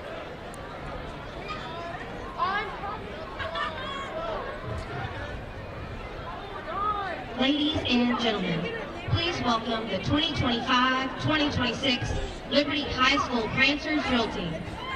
The Prancers are under the direction of Lauren Key. She is assisted by Emily Edwards.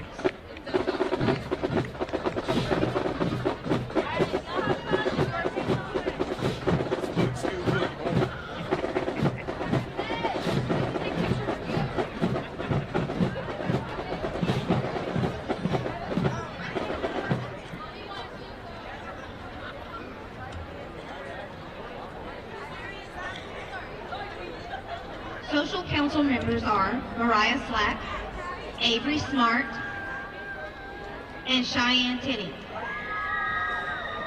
Military officers are Second Lieutenant Mariah Vidor, First Lieutenant Natalie Venegas, Co-Captain Abby McMillan, and Captain Emma Zuka.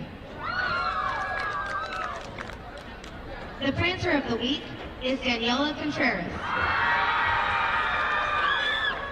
The Prancers have chosen Ms. Comstock and Ms. Hudeshell as their Teachers of the Week. Thank you for all you do for our students. The Prancers will perform a kick routine to the horse by the mighty Panther Band.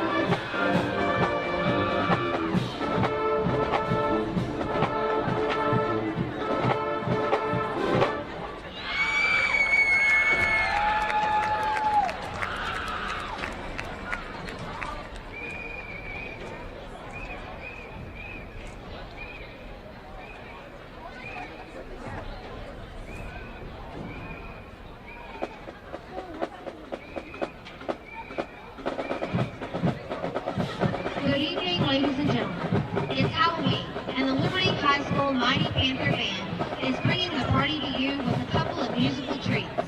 The band is under the field direction of Brandon Kelly and Taylor Espino. The section of the week is our percussion section. Our first treat for this evening is part costume, part dance party. We invite you to get on your feet and join us as we present the Cupid Shuffle.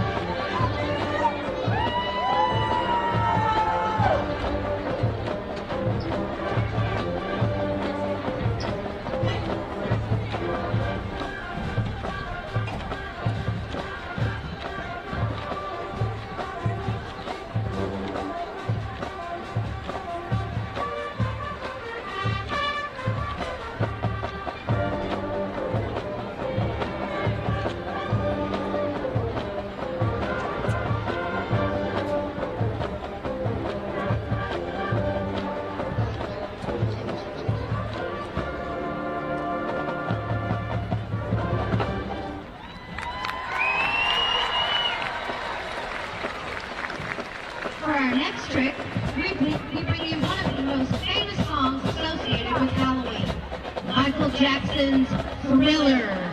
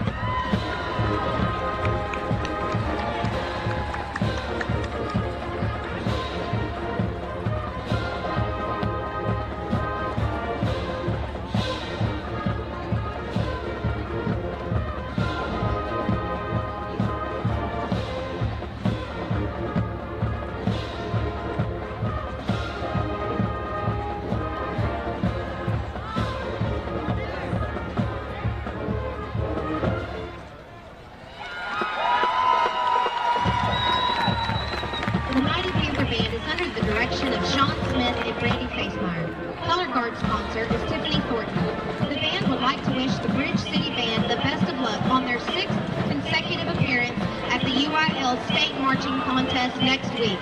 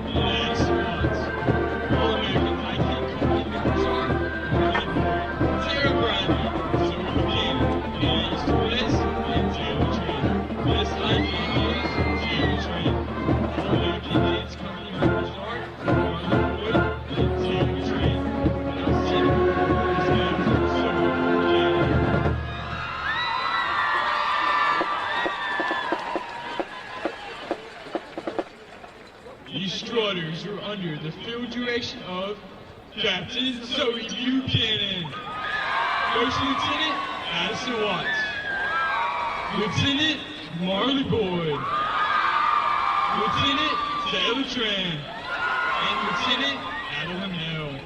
Sergeant Isabella Sanchez. Social officers are President Libby Smith, Vice President Andrew Terrio, Secretary, Hadley Foltz. Treasurer, Caroline Payshar. Historian, Elena Wheeler. Public Relations, Anais Torres and Carly Cooper. Chaplain, Isaac Stansbury, and Social Media Chair, Sarah Bradley. The Strutter of the Week. Chosen by the director and also for her exceptional achievement and effort is Isley Stansbury. And now, the Razzle Dazzle Dolls of halftime perform their ladder routine to Painted Black. The Strutters dedicated this performance to the seniors who have dedicated 4 years to this team. Marley Boyd, Zoe Buchanan, Carly Cooper, Adam Amell, Brooklyn Landry, Isaac Stansbury, Anais Torres, Addison Watts, and escorts, Darby Carpenter and Brennan Kay. This is the voice of the Strutters, Gavin Williams.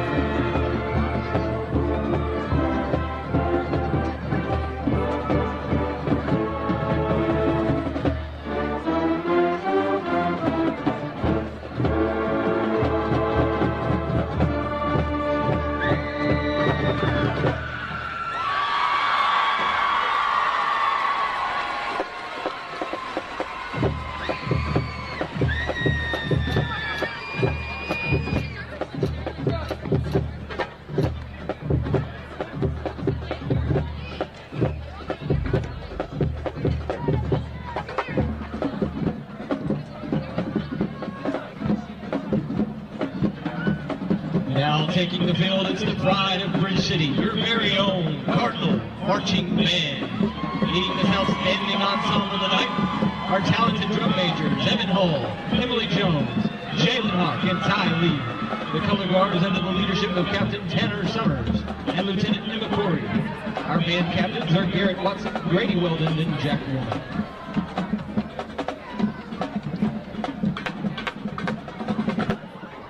Tonight, the Bridge City Cardinal Band is proud to present our state qualifying 2025 competitive UIL production entitled Troubled Water. The band will perform in the Alamo Dome in San Antonio, Texas next Wednesday at 1:30 p.m. as one of the top 27 state qualifying bands in Texas.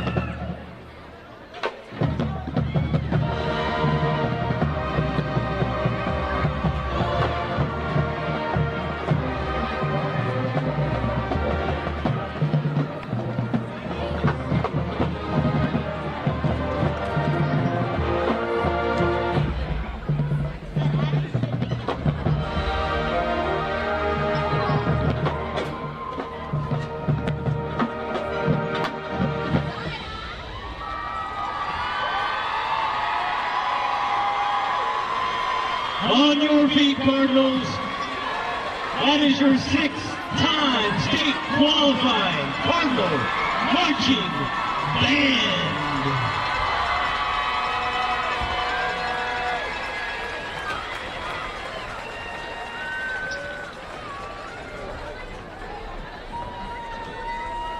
All right, boys. Almost there.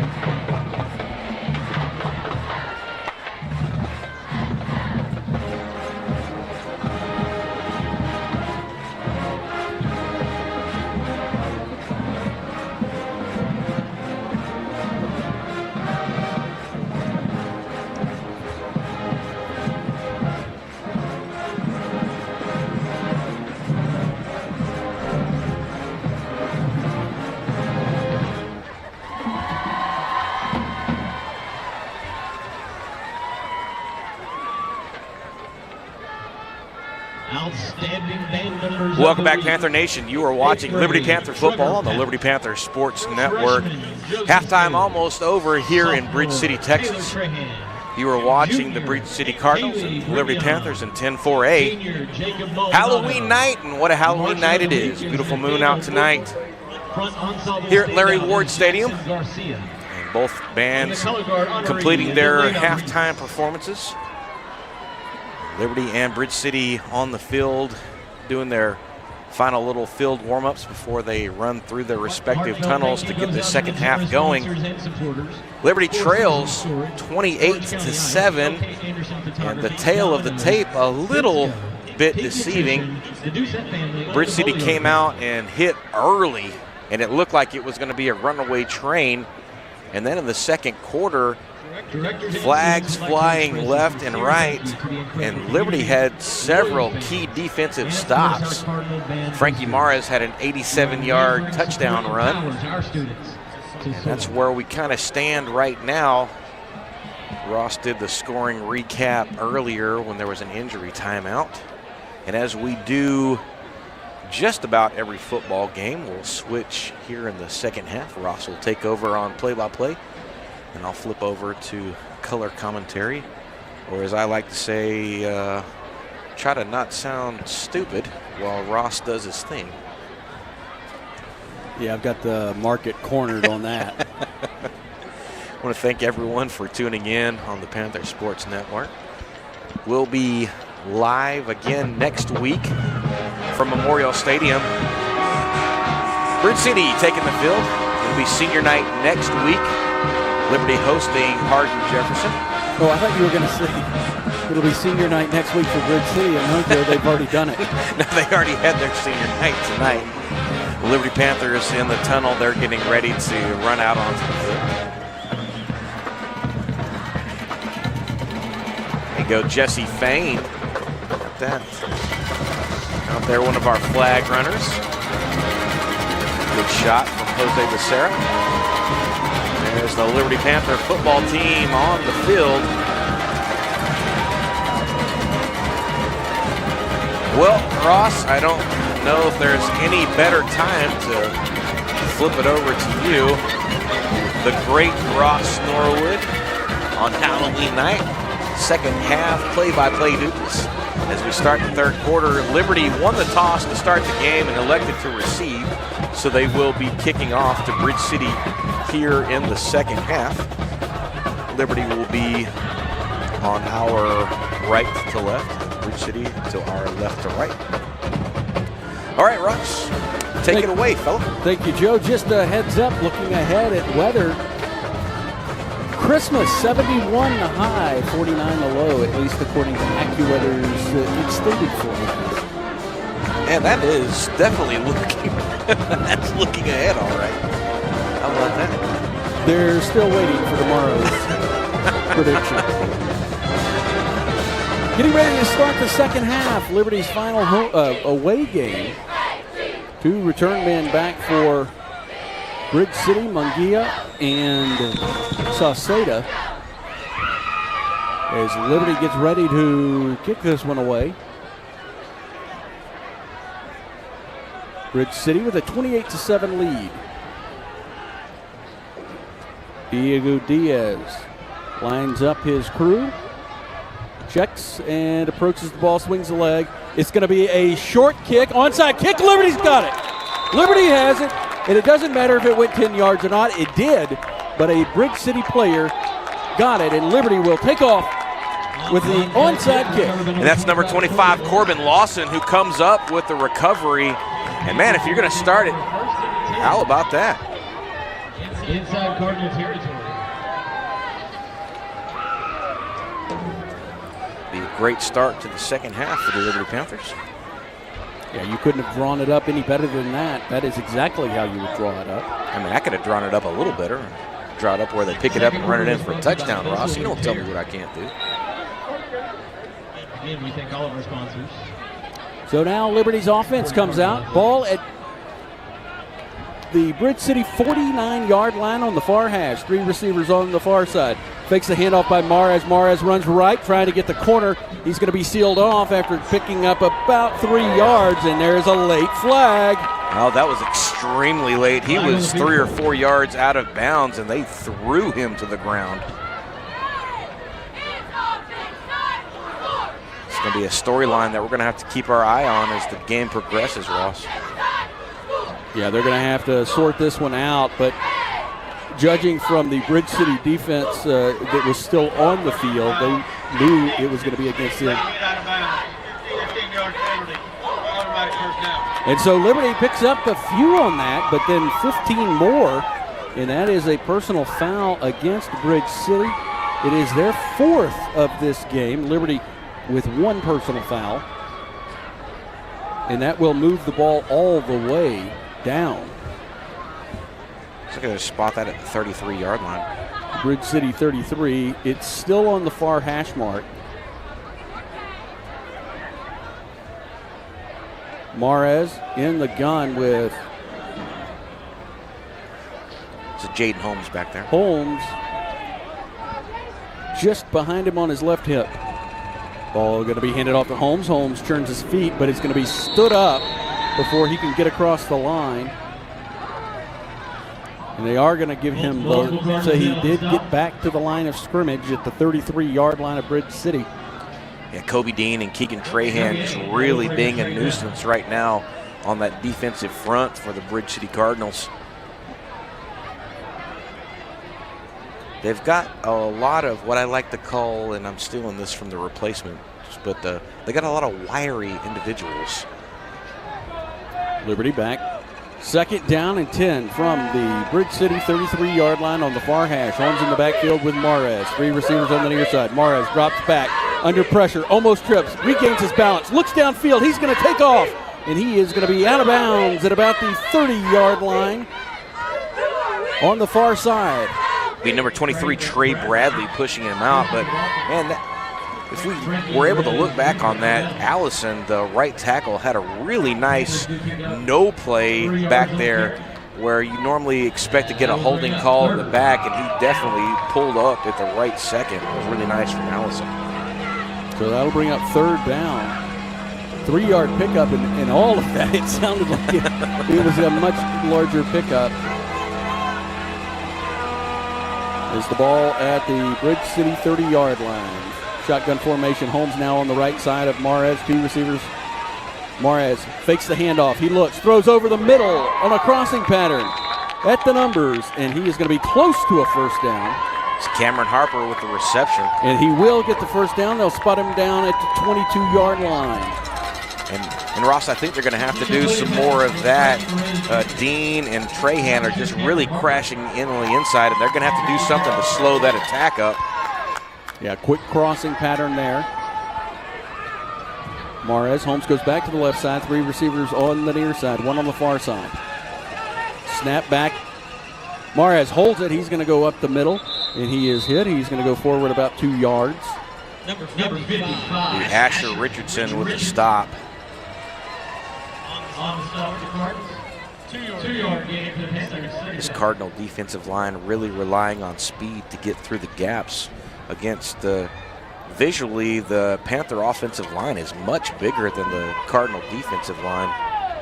Under 10 minutes to play in the third quarter, 28-7 Bridge City. Liberty in Bridge City territory at their 22-yard line. 2 receivers on the near side, 2 on the far side, spread out. Mares takes this snap, under pressure, throws left, has his receiver Geezy on the near sideline, and he is going to step out of bounds at about the 10-yard line. And that'll be good enough for a first down, and it'll bring up a first down and goal for Liberty. That's really nice initial pass protection from the offensive line. Gave Mares just enough time to get out of the pocket and find the open receiver. They've been really successful rolling the pocket for Mares. First down and goal on the near hash mark. 2 receivers on the far side. Holmes to the right of Mares. Mares rolls right, throws to Geezy, the intended receiver in the end zone. That's going to be Ross was the intended receiver, and it is over his head. Well, that's unfortunate because Ross was really all alone for a window of time, and Mares just not able to connect with him. But really positive that we can see the Panther receivers getting into those open pockets. Clock stops at 9 minutes and 14 seconds. Liberty recovered an onside kick to start this half. A personal foul on a late hit on Frankie Mares. Mares back in the shotgun. Holmes to his right, 2 receivers on each side. Holmes takes his handoff and turns left, and he is going to pick up a few yards. Another helmet comes off. That's going to be Carlos Rubio's helmet. He's going to have to come off for a play. Yeah, as Jackson Harris checks in. A couple of times for that. That's Pierre Harrison coming in. Oh, Pierre Harrison, excuse me. Yeah, Jackson Harris, if he's not in the game, there's probably some problems on that offensive line. I saw 6. So a big third down here, 3rd and goal at about the 8-yard line. Mares sends 2 receivers on each side. Holmes to his right in the gun. Mares communicates with Holmes. Claps his hand for the snap. He's going to keep this one. Rolls right. There's a flag down as Mares is tackled at the waist and spun down. And this penalty in all likelihood will be declined by Bridge City as it came in the area of a hold. Dean again with the stop on the play.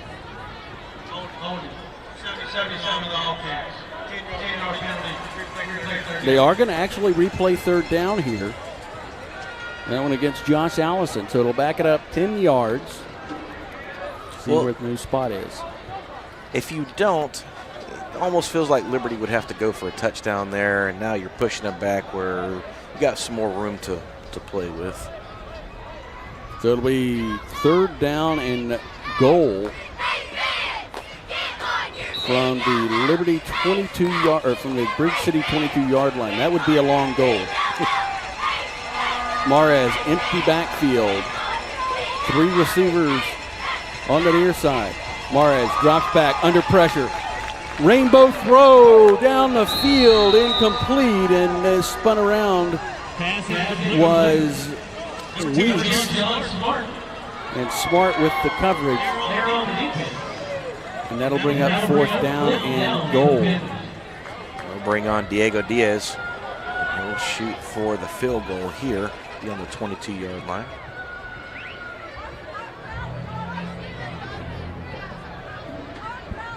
Be a 39-yard field goal attempt. Mares will hold. Walks it off Diaz, the senior kicker. Snap is back, hold is down, and the kick is up. It is a wobbler, and it will get through the uprights. A field goal for Liberty.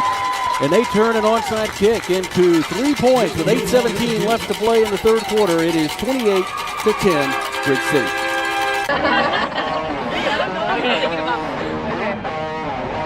You're watching the Panther Sportz Network. Yeah, there we go. Okay, need you to not sound cuckoo crazy and act like you enjoy being on the front of this camera here. All right, here we go, boys. And 3, 2, 1. You're watching the Panther Sportz Network. Woohoo! Yay!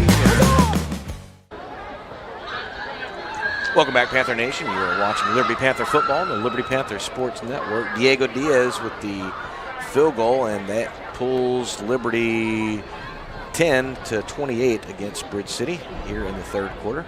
39-yard boot for Diaz. And he'll tee it up now. Bridge City will send back, it looks like initially, Ashton Summerall is the lone deep man, standing at about his 15-yard line, just inside his 15-yard line, as Bridge City is anticipating another onside kick. Liberty did that to open the half and recovered and turned it into 3 points, 8:17 in the third quarter. Liberty trails 28-10 in Bridge City on a balmy night. Here is Diaz. This is an onside kick over to the left side. It is going to be fielded cleanly by Ethan Hernandez, who falls right on top of it on the near side at about midfield. That is exactly where they're going to say it is. And so 50 yards to for Bridge City to navigate. Ball's going to be on the near hash mark as Hudson Hoffman comes out with his offense. 3 receivers on the far side. A back dotting him behind. This ball going to be handed off to Summerall. Summerall goes up the middle. He's got room. He's across the 30. He jukes a Panther at the 20. He's at the 10. And he is going to be taken down at about the 5-yard line. On the far side. Be a 45-yard run from him. Isaiah Williams finally forcing him out. So now it'll be first down and goal from the Liberty 5-yard line. Summerall with a 45-yard pickup there on first down. Bridge City comes back to the line. Summerall now on the right side of Hoffman. Ball snapped. Hoffman takes off. He's juking a Panther and dives headfirst into the end zone for a Bridge City touchdown. It'll be a 5-yard touchdown run from the junior quarterback. He went right and then was forced back left, and just no one on the back side for the Liberty Panthers. He didn't necessarily just walk in, but not a whole bunch of effort on his part to score that touchdown. 7:36, and it is now 34-10. Bridge City bending the extra point. Gia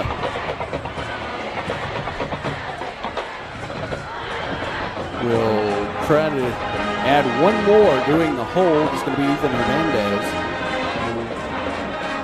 Snap back, hold down, kicks his left foot through the ball, and it is through the uprights. And with 7:36 left to play in the third quarter, Bridge City a 35-10 lead over Liberty. We'll be back after this. 35-10. You're watching Panther Sportz Network. Let's go!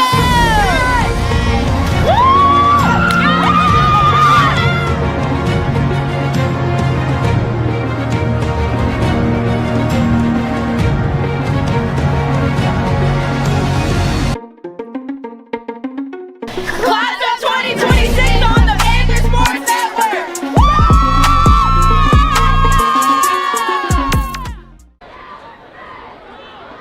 Welcome back, Panther Nation. You are watching Liberty Panther football on the Liberty Panther Sports Network. 7:36 to go here in the third quarter. Hudson Hoffman with the 5-yard touchdown run. And Bridge City leads Liberty 35-10. Ross? Liberty will send Tony Seha on the far side, and Grayson Weeks on the near side is the return man, standing inside their 10-yard line. Mungia will do the kickoff here. 35-10. Bridge City. Bridge City jumped out to a 21-0 lead. Liberty close the gap to 21-7, as this is a high spinning kick. It is going to be fielded cleanly at about the 8-yard line by Seha. Seha trying to cut across the field. Spins away from a defender on the near side. He cuts back inside to the 20, and he will be taken down at about the 24-yard line. And a lot of fancy footwork there for Weeks, or Seha.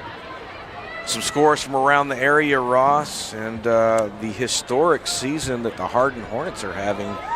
Haven't won a district championship since 1974, and with a win tonight, that would be their 3rd district championship in their history. They currently lead Cold Spring 41-7 in the 3rd quarter. Liberty comes out. Frankie Mares.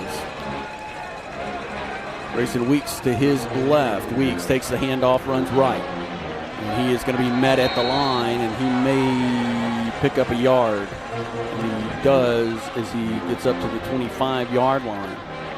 On first down, and it'll bring up a 2nd down and 9. Ball on the near hash. Several Cardinals. Excuse me, the ball now in the middle of the hash. Short gain. That'll bring up 2nd down. Around the district, Hargrave leading Little Cypress 35-14 in the 3rd quarter. Logan Ross, the far receiver, 3 on the near side.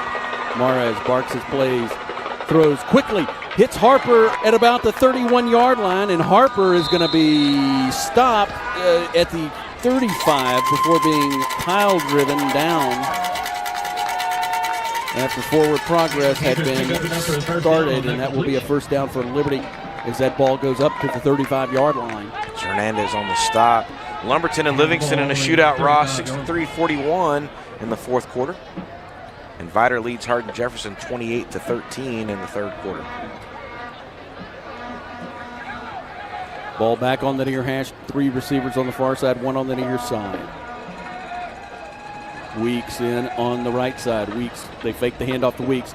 Mares throws right, throws a rainbow towards the sideline on the far side, and it is incomplete as it is past Tony Seha. And that'll bring up a 2nd down. Ball is incomplete. And just a little bit too far for Seha.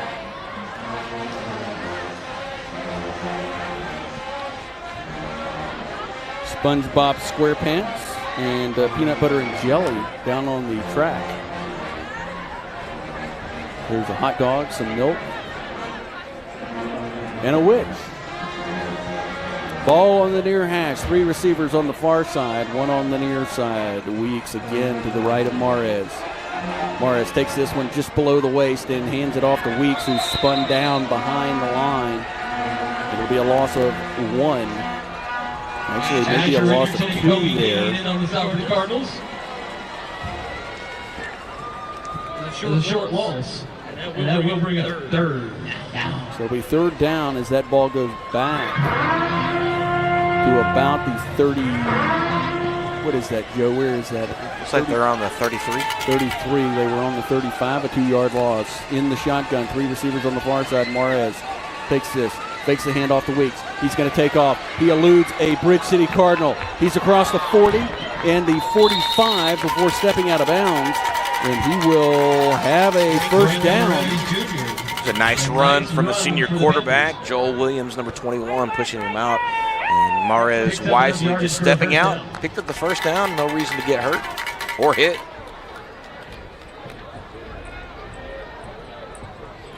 Luca Perez checks out. Let's see who checked in. It looks like Fowler. 5:27 in the 3rd quarter. Liberty trails 35-10. Ball on the near hash mark at the Liberty 45-yard line. 3 receivers on the near side, 1 on the far. Mares, he's going to fake the handoff. He's going to take this one up the middle, now cuts out left. He's at midfield, now across midfield, and he is going to be hit out of bounds. And he will have a pickup there. Braxton Lynham with the stop for Bridge City. So 6 yards on 1st down of hard running by Mares on the keeper. Holding. Number 2 of the offense. 8-yard penalty. Get Cameron Harper with the hold. That didn't actually see that. I did not see the flag. I apologize. I normally try to keep up with that. So that's a big one. Wipes out a 6-yard gain and takes it back 10. As the ball will go all the way back to the 38-yard line of Liberty. It'll be first down and 20. At the 38-yard line, the ball's going to still be on the near hash mark.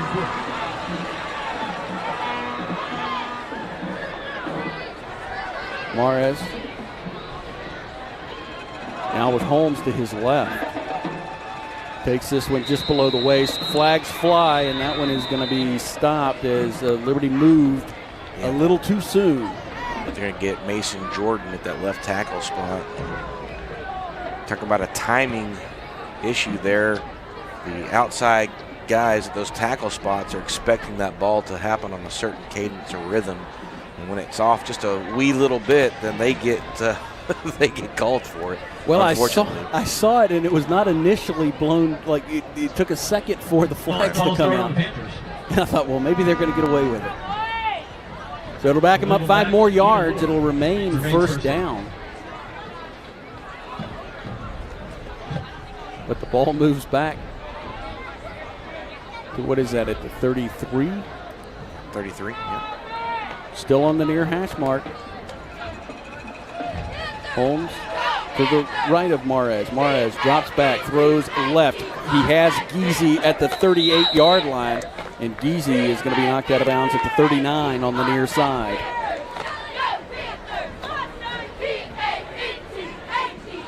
Well, that's the kind of pass that they really haven't been doing a bunch this year, and it's nice to see it. Still behind the sticks, but positive yardage, and it'll be a second down and about 12 to go. Liberty needs the 44-yard line of Bridge City. It is at the 30, excuse me, yes, the 40, I'll get it right later. 44. Mares, he drops back. Holmes in there to protect. Throws left over Geezy, who came in over his, jumped up. Into number 17, Connor Geis. Yeah, Mares has kind of really struggled with that type of pass. He has been under duress a good bit. Hadn't really had many chances to get himself set. Ball at the Liberty 44-yard line. They need the 44 of Bridge City for a first down, third down and 12. Ball stays on the near hash. Mares with Holmes to his left, 2 receivers on the near side. Mares drops back under pressure, dumps this one off underneath the Holmes. Holmes has it, comes across the 45, eludes a tackler and gets just across midfield.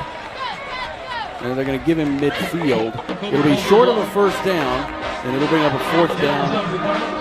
Be Trey Bradley leading the charge for the Cardinal defense, and that is one of the instances where they set up that screen and it just worked like they wanted it to. Obviously, they'd like to get the first down, but that was a good big pickup right there.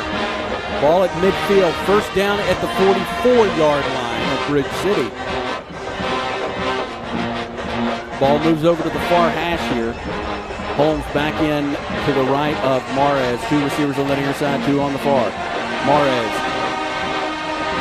And we are going to have movement before the play. And that is going to go against Liberty, says the umpire, the referee, and it'll back Liberty up 5 yards. And that'll bring up fourth down and 11. They're going to get Eli Nicholson on that. Push them back. 5 yards, and bring up 4. So back behind the sticks, fourth down and 11 from the Liberty 45-yard line. Liberty keeps their offense on the field, trailing Bridge City 35-10 with 3:19 in the third quarter. Head linesman waving his hands to go over there to talk to the referee.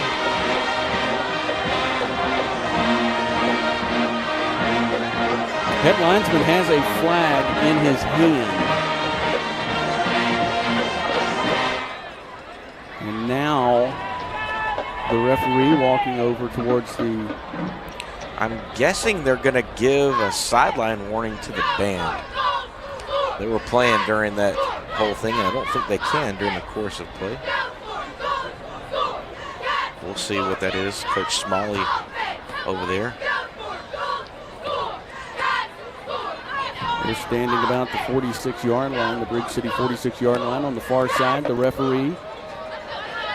And I didn't mention this at the top, Ross. I do want to say thank you to Coach Smalley, the AD for Bridge City. He was very gracious in letting us set up and opening up everything that we needed to get open for this broadcast tonight.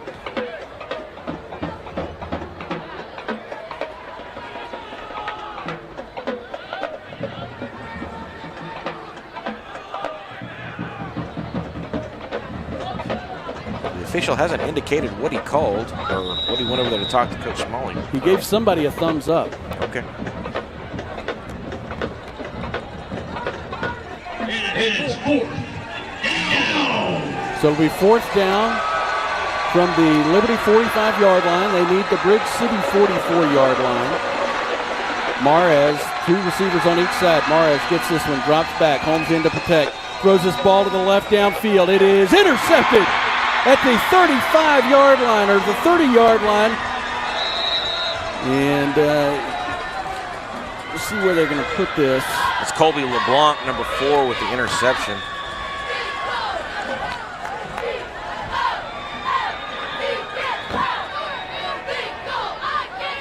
And this ball will be, talking about the spot, but there is a flag. And why wouldn't there be? There have been a lot of them tonight. And that is a big one. Well, that's going to negate the interception, and that will keep the Liberty offense on the field. And man, Bridge City has done this a couple of times. Too many times if they want to be a serious playoff team. They're going to have to get that under personal foul. Under control. They had 4 unsportsmanlike conducts and now are roughing the passer. And so now a fresh set of downs for Liberty. Ball at the Bridge City 40-yard line. Negates the interception by LeBlanc. New life for Liberty. Ball at the Bridge City 40, middle of the hash. Marius takes the snap, drops back, looks left. He has Geezy on the left side, on the near side at about the 32-yard line. And a big pickup on 1st down, and it'll bring up a 2nd down and about 2 yards to go. They need the 30. That's just a good decision. Connor Geezy right over there on the sideline. Nickel and dime and move their way down the field, just get points. It'll be Geezy, the near side receiver, along with Weeks and Harper. Ross on the far side. Mares fakes the handoff to Holmes. Throws, hit! The receiver hit, and that is going to be Cameron Harper. It is incomplete. He had his bell rung. Yeah, that was John Smart standing right there. And that was a good play from Smart. But man, that was close to being in the dangerous hit territory. Yeah, and the head linesman walked over to talk to the referee and the umpire. Number 2, John. So it'll bring up a 3rd down and 2. Ball is on the near hash. 3 receivers on the near side, 1 on the far. Harper goes over to the far side. This ball handed off to Holmes. Holmes is able to hold on to the football as it had squirted. It looked like it was snow coning out of his hand. And he is going to get enough for the 1st down inside the 30-yard line to the 28-yard line of Bridge City. A nice pull from the Panther offensive line to get over there and to kick that lineman to open that up for him. Yeah, Holmes took that handoff and it started squirting out the back, and he was able to secure it as he went into traffic there. Ball down to the 28-yard line. Fresh set of downs for Liberty. 35-10 Bridge City. Liberty in Bridge City territory. Under 2 minutes and 15 seconds to play. Spreads this offense out. 3 receivers on the near side, 2 on the far. Mares, he's going to drop back again. Throws left quickly. Has Geezy. Did Geezy get down? Head linesman saying he did. He did. He did have possession as he went down. Was able to get a foot in bounds. Only needs 1 foot and possession for a catch in High School. And so it'll bring up another second down and short. They're going to say 2 he needs, as this ball is going to be at the Liberty the Bridge City 20-yard line. They need the 18. It is the line to gain. Clock continues to run. 2 receivers on the far, 2 on the near. Holmes in the backfield. They're going to hand this ball off to Holmes. Holmes running left. He tries to elude some tackles, and he is spun down by the waist by Joel Williams. Well, the problem that you've got, well, let's see, there's a hold against the Panthers, so it didn't matter anyway. But one of the problems that I'm seeing right now, Ross, is the undersized slot receivers of Liberty are having a really hard time holding off those bigger edge rushers and outside backers of Bridge City, and they're just getting in there and blowing up any kind of run that Liberty's trying to get.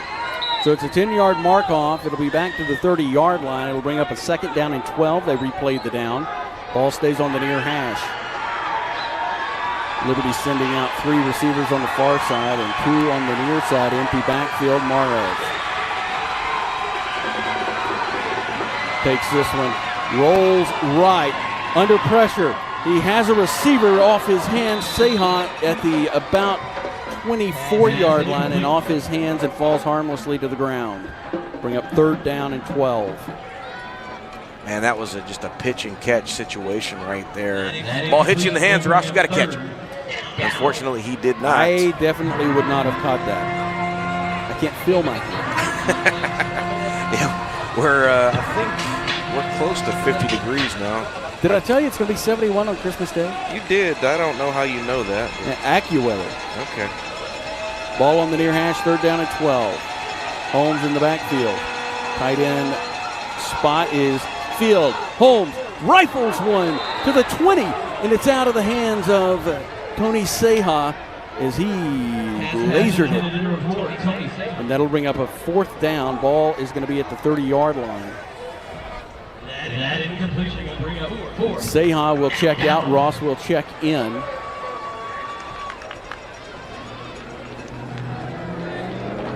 It'll bring up a 4th down and 12 from the Bridge City 30-yard line. Signs coming in from the sideline. 2 receivers on the far side, 2 on the near. Holmes to the left of Mares. Mares takes this one, rolls left. Mares under pressure. He crosses the 30. He's going to have to step out of bounds. There is a Panther down. Steps out of bounds. Well short of a 1st down. It'll be a turnover on downs. And Bridge City will get this ball inside their own 30-yard line. Looks like Mason Jordan down on the turf for Liberty. So we will have an injury timeout here. Staff's out there. Michael Pope, the trainer for Liberty, on the field, and the trainers for Bridge City coming across. Well, a promising drive for Liberty has had a 2nd down and 2, but a holding penalty put them back behind the sticks. That's good. Jordan getting up. Well, the problem, Ross, is you can have all the X's and O's that you want, but if you don't execute, it's going to be incredibly difficult to stay competitive. That's one of the things that the Panther offense has just really struggled with as far as their air attack, just hanging on to the ball. Bridge City will take over on downs at their own 29-yard line. Ball's going to stay on the near hash. Hoffman comes out with his offensive unit to put up 35 points tonight. 48 seconds left in the 3rd quarter. Hoffman with a man behind him. He is going to fake the handoff to Summerall. He dumps this one off to the left side.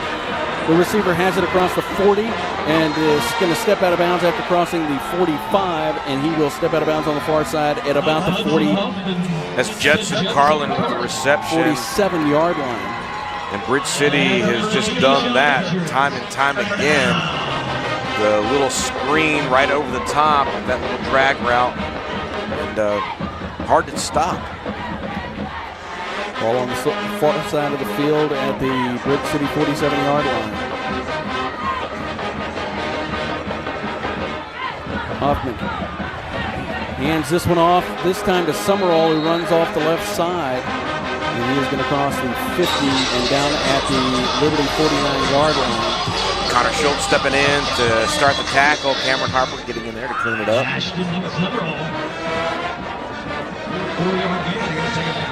So that should take us to the end of the third quarter. It does. After 3 quarters of play, it's 35-10, Bridge City.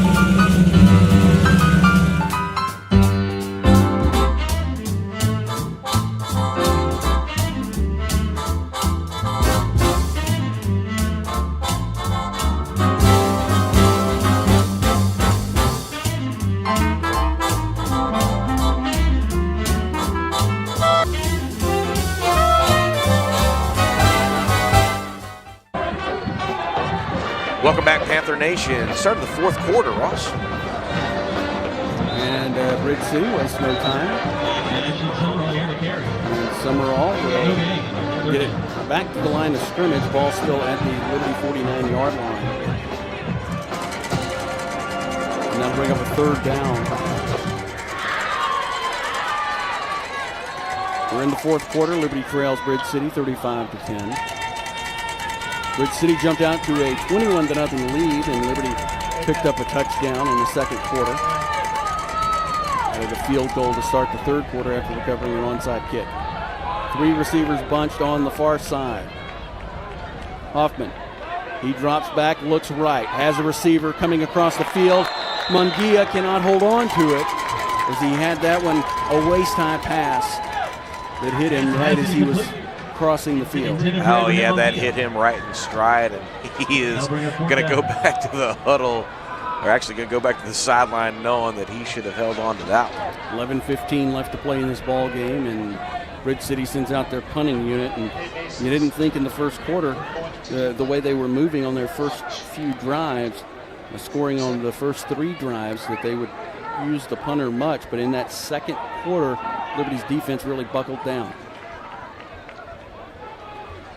Cannot see the number as it's a fake punt, and the punter's going to have the first down. Well, no, it wasn't a fake punt, Ross. It was an awful snap that rolled on the ground, and he picked it up and then just decided to run with it. And so now Kendrick Harrison saying he had his knee down when he fielded it. That's exactly what it looked like. He was down. And Coach Harrison, I think he had, and he's going to catch a flag. Now we're going to get a flag thrown by the referee on Kendrick Harrison. It'll be a 15-yard penalty. Well, that's frustrating. Nope, no, it's a sideline warning. It will not be a penalty. There will be no penalty yardage mark. Well, he's going to call it that, but we know who that was directed at. He's frustrated, and it did look like he had his knee on the ground when he picked that ball up. I lost track of it. I was down here. Yeah, it was a poor snap that rolled on the ground. Ball at the Liberty 41-yard line, first down and 10 for Bridge City on the near side. Hoffman holds his hands out, takes the snap, hands it off to Summerall. Summerall running right. He's going to be wrapped up by a host of Panthers, and his forward progress stopped at the Liberty 39-yard line. It's a good job from the defensive line. Carlos Rubio, Jacob Rawlinson in there to prevent a much bigger gain. The clock will run now under 10 minutes and 30 seconds. Bridge City with a 35-10 lead, not in a hurry. 3 receivers on the far side, including Munguia. Summerall in the backfield with Hoffman. Hoffman hands this off to Summerall. Summerall running left. He has a hole. He hurdles a Liberty player across the 30. He's inside the 20, and he will be down to about the 15-yard line. It's a big run from Summerall. Luca Perez coming all the way across to track him down. It'll be a first down and 10 at the Liberty 15-yard line. Summerall not running a whole lot tonight early, as they were relying on passing the ball, but now running it, and he's had a couple of nice runs on this drive. First down and 10 from the Liberty 15-yard line. Hoffman with Summerall in the backfield. Again, hands this off to Summerall. Summerall following a block across the 10 inside the 5, and he is going to be down at about the 3-yard line.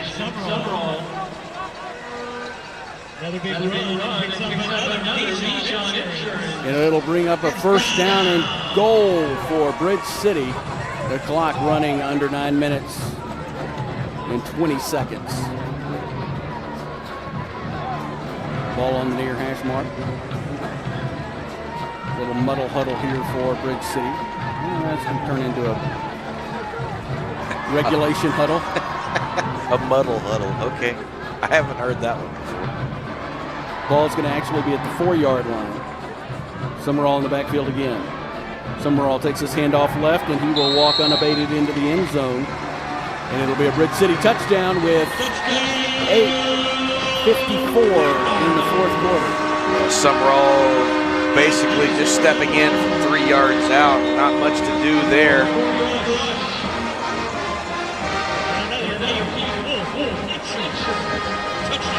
You know, one of the things that just has been a common theme in district play, Ross, is these scores have been big, but man, the Panthers have been just a whisker, a sniff here and there, just a play from keeping these things from getting out of hand, and just kind of getting out of hand here late. There is a conference. We're not sure what it's going to be. There is a conference between the officials, I see the bank judge, and maybe the umpire.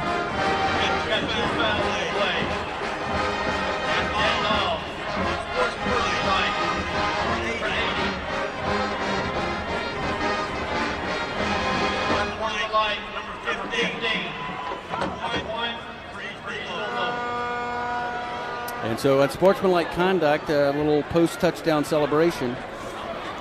They're going to say that was on Braden Frederick of Bridge City. That's his 6th personal foul and 5th unsportsmanlike conduct on Bridge City tonight.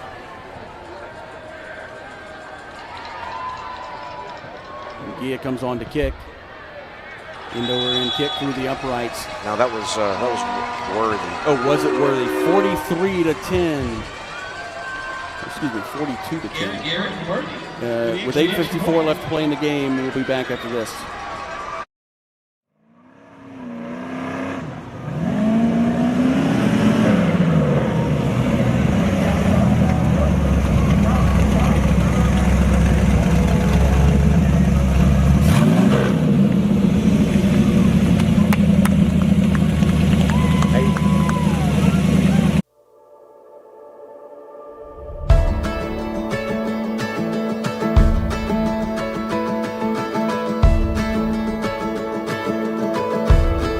The shadows were dancing on the building's golden light when sun sank low.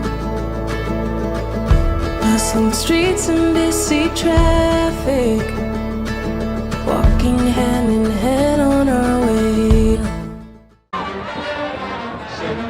Welcome back, Panther Nation. You are watching Liberty Panther football on the Liberty Panther Sports Network. 8:54 to go here in the fourth quarter.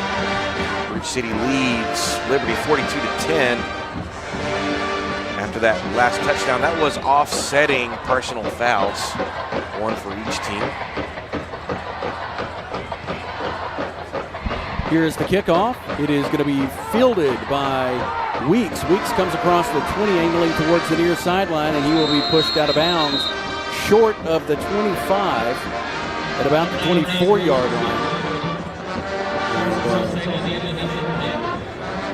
Frankie Mara getting assaulted by the football coming in from the sideline as he walked in front of the toss back to the official. looks like they're actually going to spot this one at the 26-yard line. I thought he had gone out at the 24. They got a close one just right down the road. Hargrave leading LCM 35-28 in the fourth quarter. Holmes in the backfield with Mares. Liberty moving left to right. Mares takes this knee-high snap. He drops back, looks downfield under pressure. He throws left. Diving for the catch is going to be Weeks, and he has got it. It'll be a first down up to the 38-yard line. And what a play by Weeks, who came back across the field to dive for that one. That was a nice play. The first down and 10. The clock will run under 8 minutes. Liberty trails 42-10. I don't know where I got 43 from. Lumberton leading Livingston 55-27 in the fourth quarter. Vidor leading Hardin Jefferson 28-21 fourth quarter. Mares, empty backfield. 3 receivers on the far side, 2 on the near side, ball on the near hash. Mares, knee-high snap, looks left, throws down the field, and he is incomplete as that one is overthrown, but it's overthrown because there's a pass interference as Connor Geezy was mauled.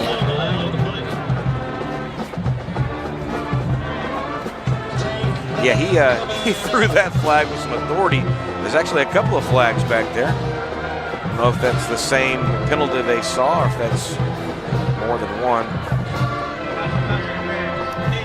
And while that one, Joe, ended up well over his head, it was because Geezy had been tackled.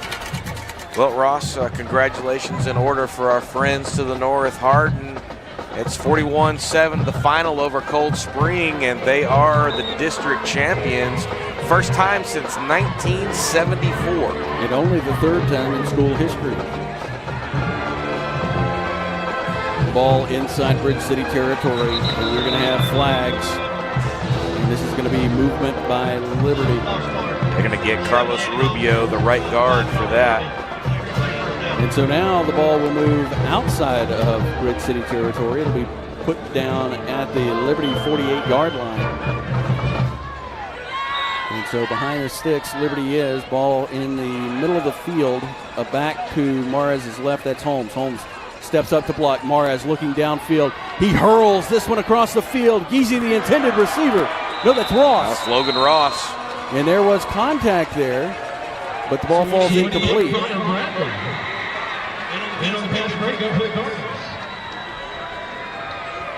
And that'll bring up 2nd down and 20. No, excuse me, 2nd down and 15. That was not a holding penalty. It was a false start, the 5-yard variety. As if there are multiple varieties of false starts. Ball remains at the Liberty 48-yard line.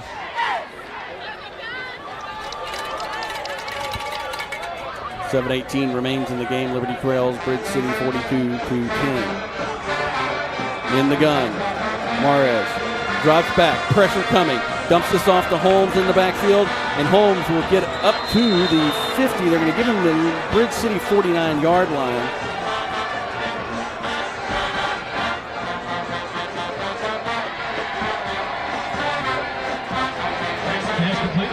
And hey baby over across the field on the Bridge City sideline. Yep, they move it back to midfield. It'll bring up a 3rd down and about 13. Ball on the near hash. Holmes stays and will be to the right of Mares. Mares looks over to his left to his 2 receivers on the far side. Mares, knee-high snap, drops back, rolls left. He is going to throw this ball downfield, and he has a receiver, Geezy, contact, and there is another flag as Geezy was really close to catching that, but the contact on the far side is going to draw a flag, pass interference, and that is a big one. Yeah, that was just too close to not throw the flag there. We are awaiting the call here.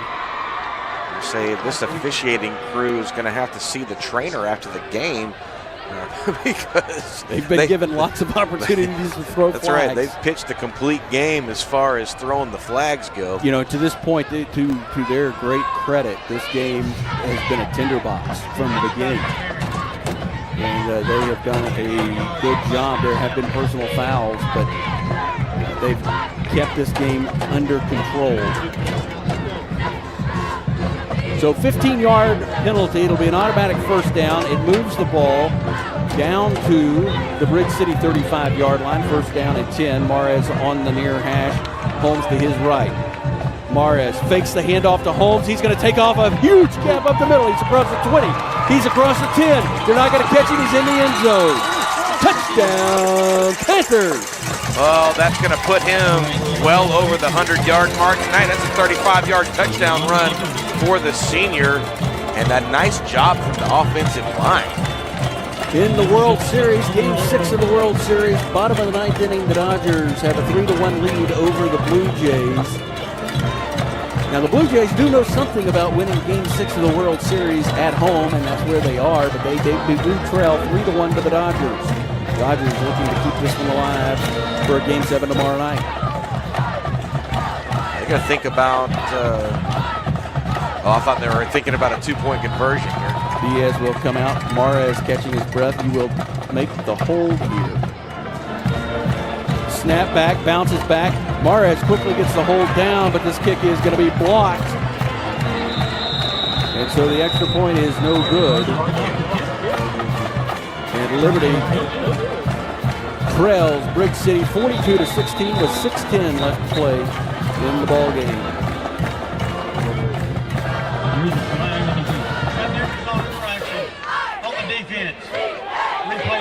That is going to be a penalty against Bridge City. They were offsides. They will retry it, which can help explain how they got to it so quickly, although it was a snap that bounced in. Mares did a good job getting the hold down, but it was too late. Yeah, the center, the happiest person right now that happened. It's a low snap. So behalf of this is the goal ball put on the... See, now here is where they may think about going for 2. And Mares coming back out as they huddle. Play clock is down under 5 seconds. It'll be a long play clock now to 1, and they're going to get the ball off. However, there is a flag. Oh, man.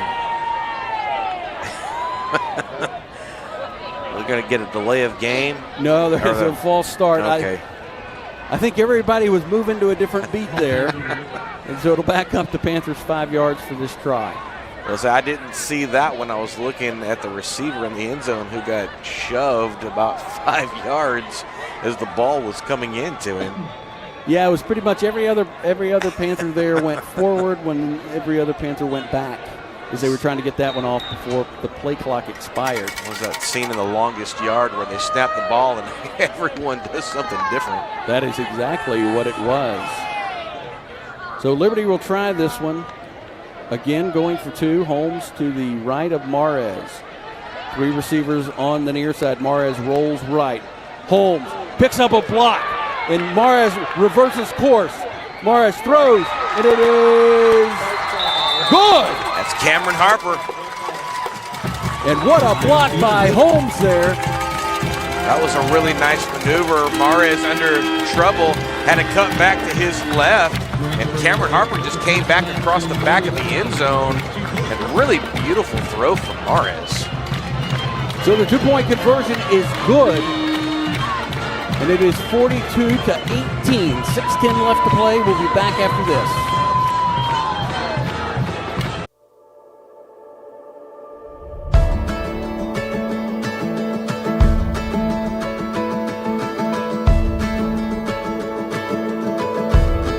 The shadows were dancing on the building's golden light when the sun sank low. Passing streets and busy traffic, walking hand in hand on our way. Welcome back, Panther Nation. You are watching Liberty Panther football on the Liberty Panther Sports Network. 6:10 to go here in the fourth quarter. Frankie Mares with a 35-yard touchdown run. And then after some flags and some other goings-on, Mares and company going for two, and he finds Cameron Harper in the back of the end zone for the two-point conversion. And that's where we stand. Liberty trailing 18-42 here late in the fourth quarter. Summerall, the lone deep man for Bridge City. Bridge City anticipating an onside kick. Liberty has kicked the ball onside twice in this half, recovering once. Diaz checks his line, makes sure everybody's in order. He approaches the ball, and this is going to be a onside kick to the left. It is fielded cleanly by a Bridge City player who is then tackled, and he will be down at the 48-yard line. Bridge City 48-yard line. 5:56. Excuse me, 6:06. That was Ethan Hernandez who recovered the ball from Bridge City.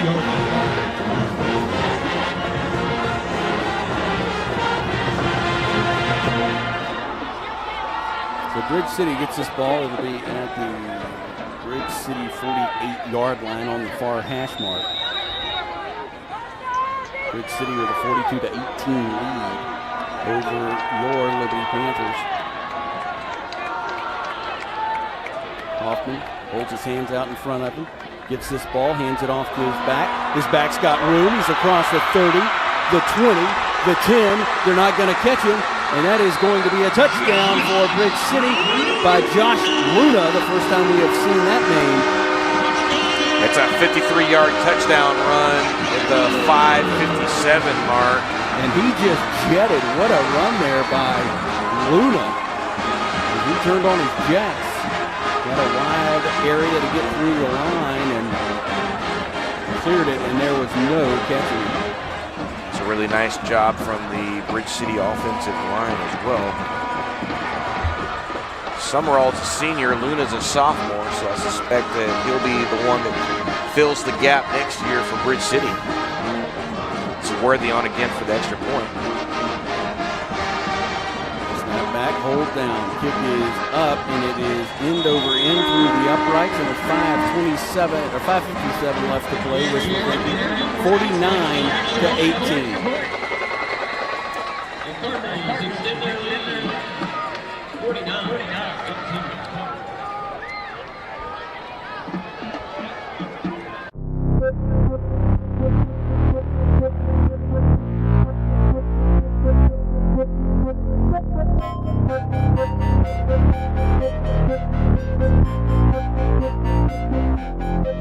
We're getting ready, getting ready at the dance floor. So turn the lights on. You know just what we're here for. We're moving like a...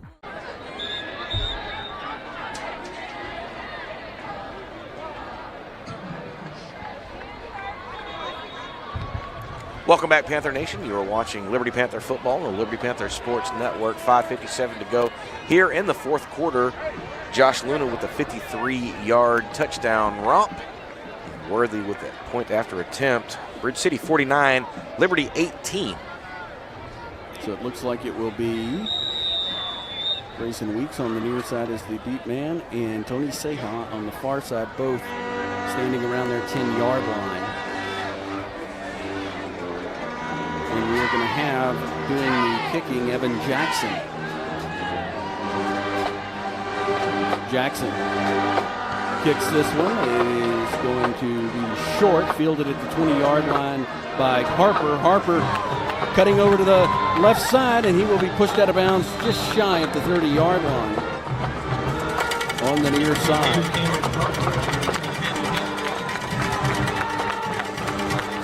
But they are going to give him the 30. So what do I know?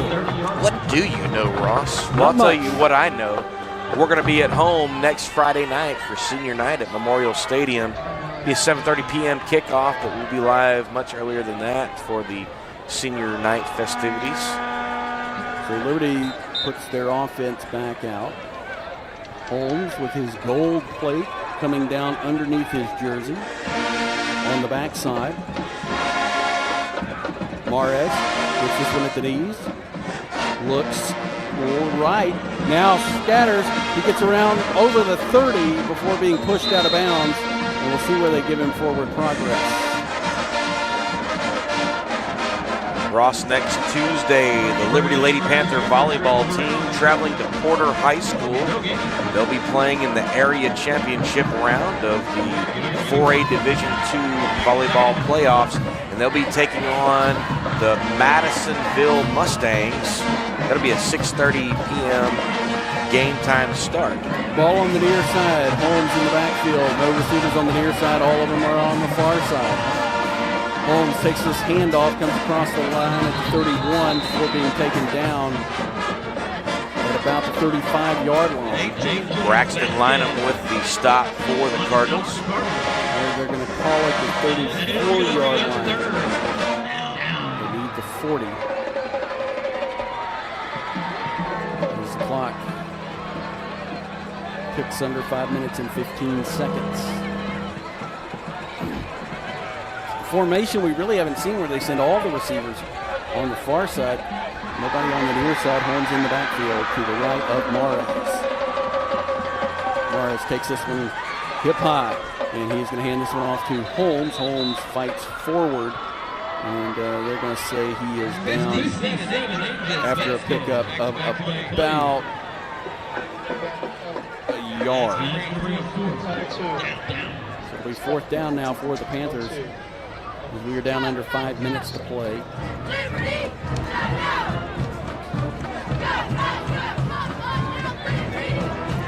Offense stays out. 4 receivers on the far side. Mares takes the snap about number high. He's going to keep this one. Flag goes down, and Mares is going to be mauled as he's going to lose a yard. And now we're going to have another personal foul, this time against at least one of them. There are multiple flags. Yeah, Bradley made the stop, and typically speaking, when you stand over someone and then kick them in front of an official, you're going to get flagged for that. That was right in front of the head linesman, and he did not hesitate to throw the flag. They're going to have to sort this one out, see what the flag on the far side is inside the 35. As they now all huddle up.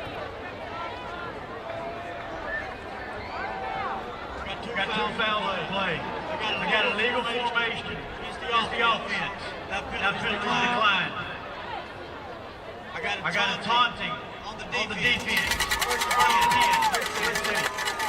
And so the illegal motion penalties declined by Bridge City. They are saying that the play, that penalty would have been a post-penalty play, and therefore they did not pick up the first down. So the ball had turned over on downs. So Bridge City does get the football, but they have to move back 15 yards. It'll be first down and 10 from there. Their Liberty coaching staff talking with the officiating crew, trying to sort through things.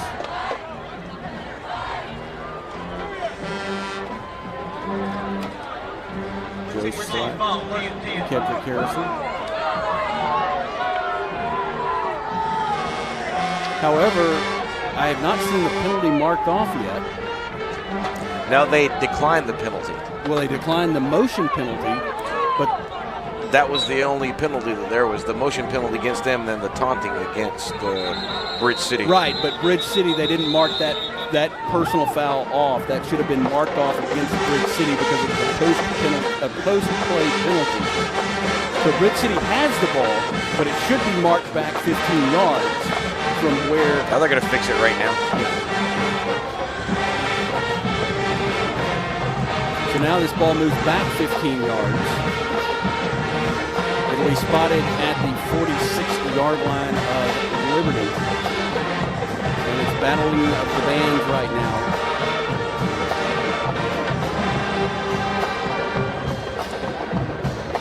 Nope. They're going to get it fixed at some point. So now it's back into Bridge City at the 49-yard line for Bridge City.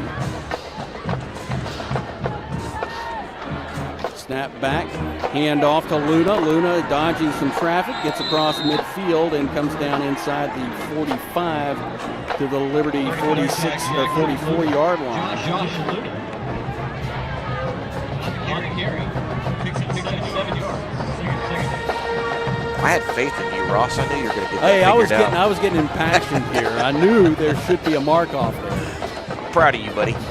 Because it was a post-snap penalty.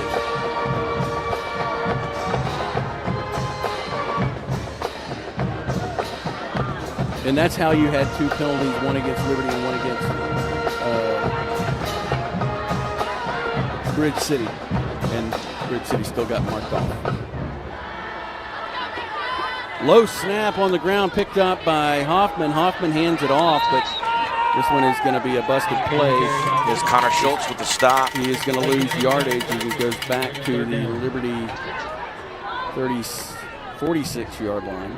I'll get my yard lines one day when I grow up. I'm not holding my breath on that one. Well, you wouldn't. Not from the cold. You're right about that. You were right. So bring up 3rd down. Clock now under 3 minutes. 49-18 Bridge City. They need 5 yards for a first down. Bridge City not in a hurry. Now they come to the line. Hoffman looks right, has a receiver at the 40-yard line, shakes a Liberty defender, and he is going to step out of bounds inside the 30 at the 28-yard line. It's Judson Carlin with the reception. Another pickup for the Bridge City offense, first down.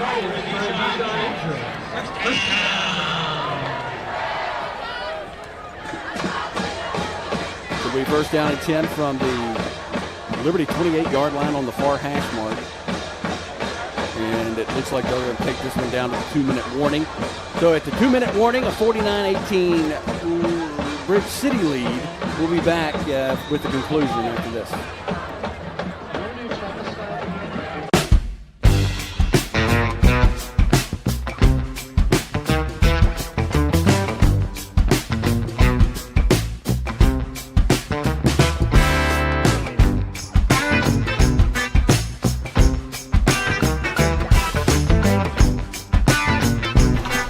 You're watching the Panther Sportz Network.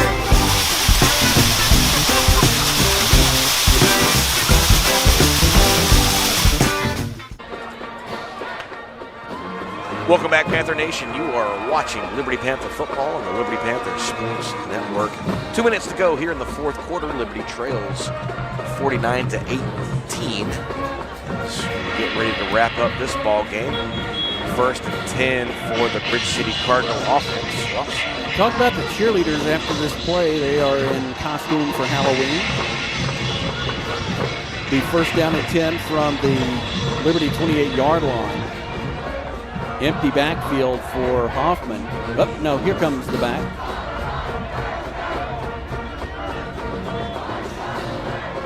Ball going to be handed off. Stutter steps a little bit, comes across the line, blows through a couple of Liberty players, and we're going to have a late flag after the play. And it looks like it's Pepper DuBose with the stop, and I don't know if they're going to get him. Yeah, they're going to get him for the horse collar. I did not see the ball carrier. I wanted to say 15, but No, I it was Luna. It was it? Okay. It was Luna's ball carrier. I saw the 5. That's why I saw 15. So that one will move at half the distance to the goal, a 15-yard variety, a horse collar. I didn't think he horse collared him. I thought he had him around the waist and slammed him. No matter what, they called it, and that's where we are. So the ball down to the 10-yard line. The clock will continue to run. Under a minute 40. And they will take the knee here. And Joe, while we're letting this clock run down, the cheerleaders, they're all in different costumes. I see some milk, a carton of milk, SpongeBob SquarePants making an appearance, as well as peanut butter and jelly. And you said which? Just got the Lorax down there, man. You can't forget the Lorax. The Lorax. Oh, and there's a hot dog. I wonder if that hot dog. Who was it that would dress up in a hot dog in softball? You know what? Was it Cat? I think so. Yeah. Cat McCann.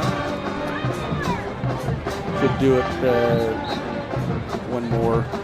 It's a classy move from the Bridge City coaching staff right here. Came down, knocked on the door, and decided not to open it up.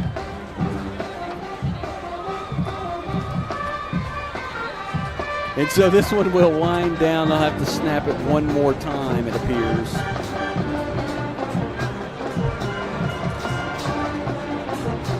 And that will do it. Joe Roberts, your thoughts on this 49-18 loss? There were parts of this game that looked really good. Frankie Mares with a couple of monster touchdown runs. But really the tail of the tape is just little things here and there that Liberty just wasn't able to accomplish. And Bridge City has some awfully good players on their side of the ball. It is what it is at this point. Bridge City has already wrapped up a playoff spot. We'll be back next week, Ross, for senior night at Memorial Stadium. It'll be a 7:30 p.m. kickoff. We'll be live before, so all the senior festivities can be on the live stream. Well, a 49-18 unhappy final for Panther fans. And that will just about wrap it up for us. From all of us to all of you, thank you for watching. For Joe Roberts, Richard Ewing, our entire cast of characters, we'll talk to you next week in Liberty.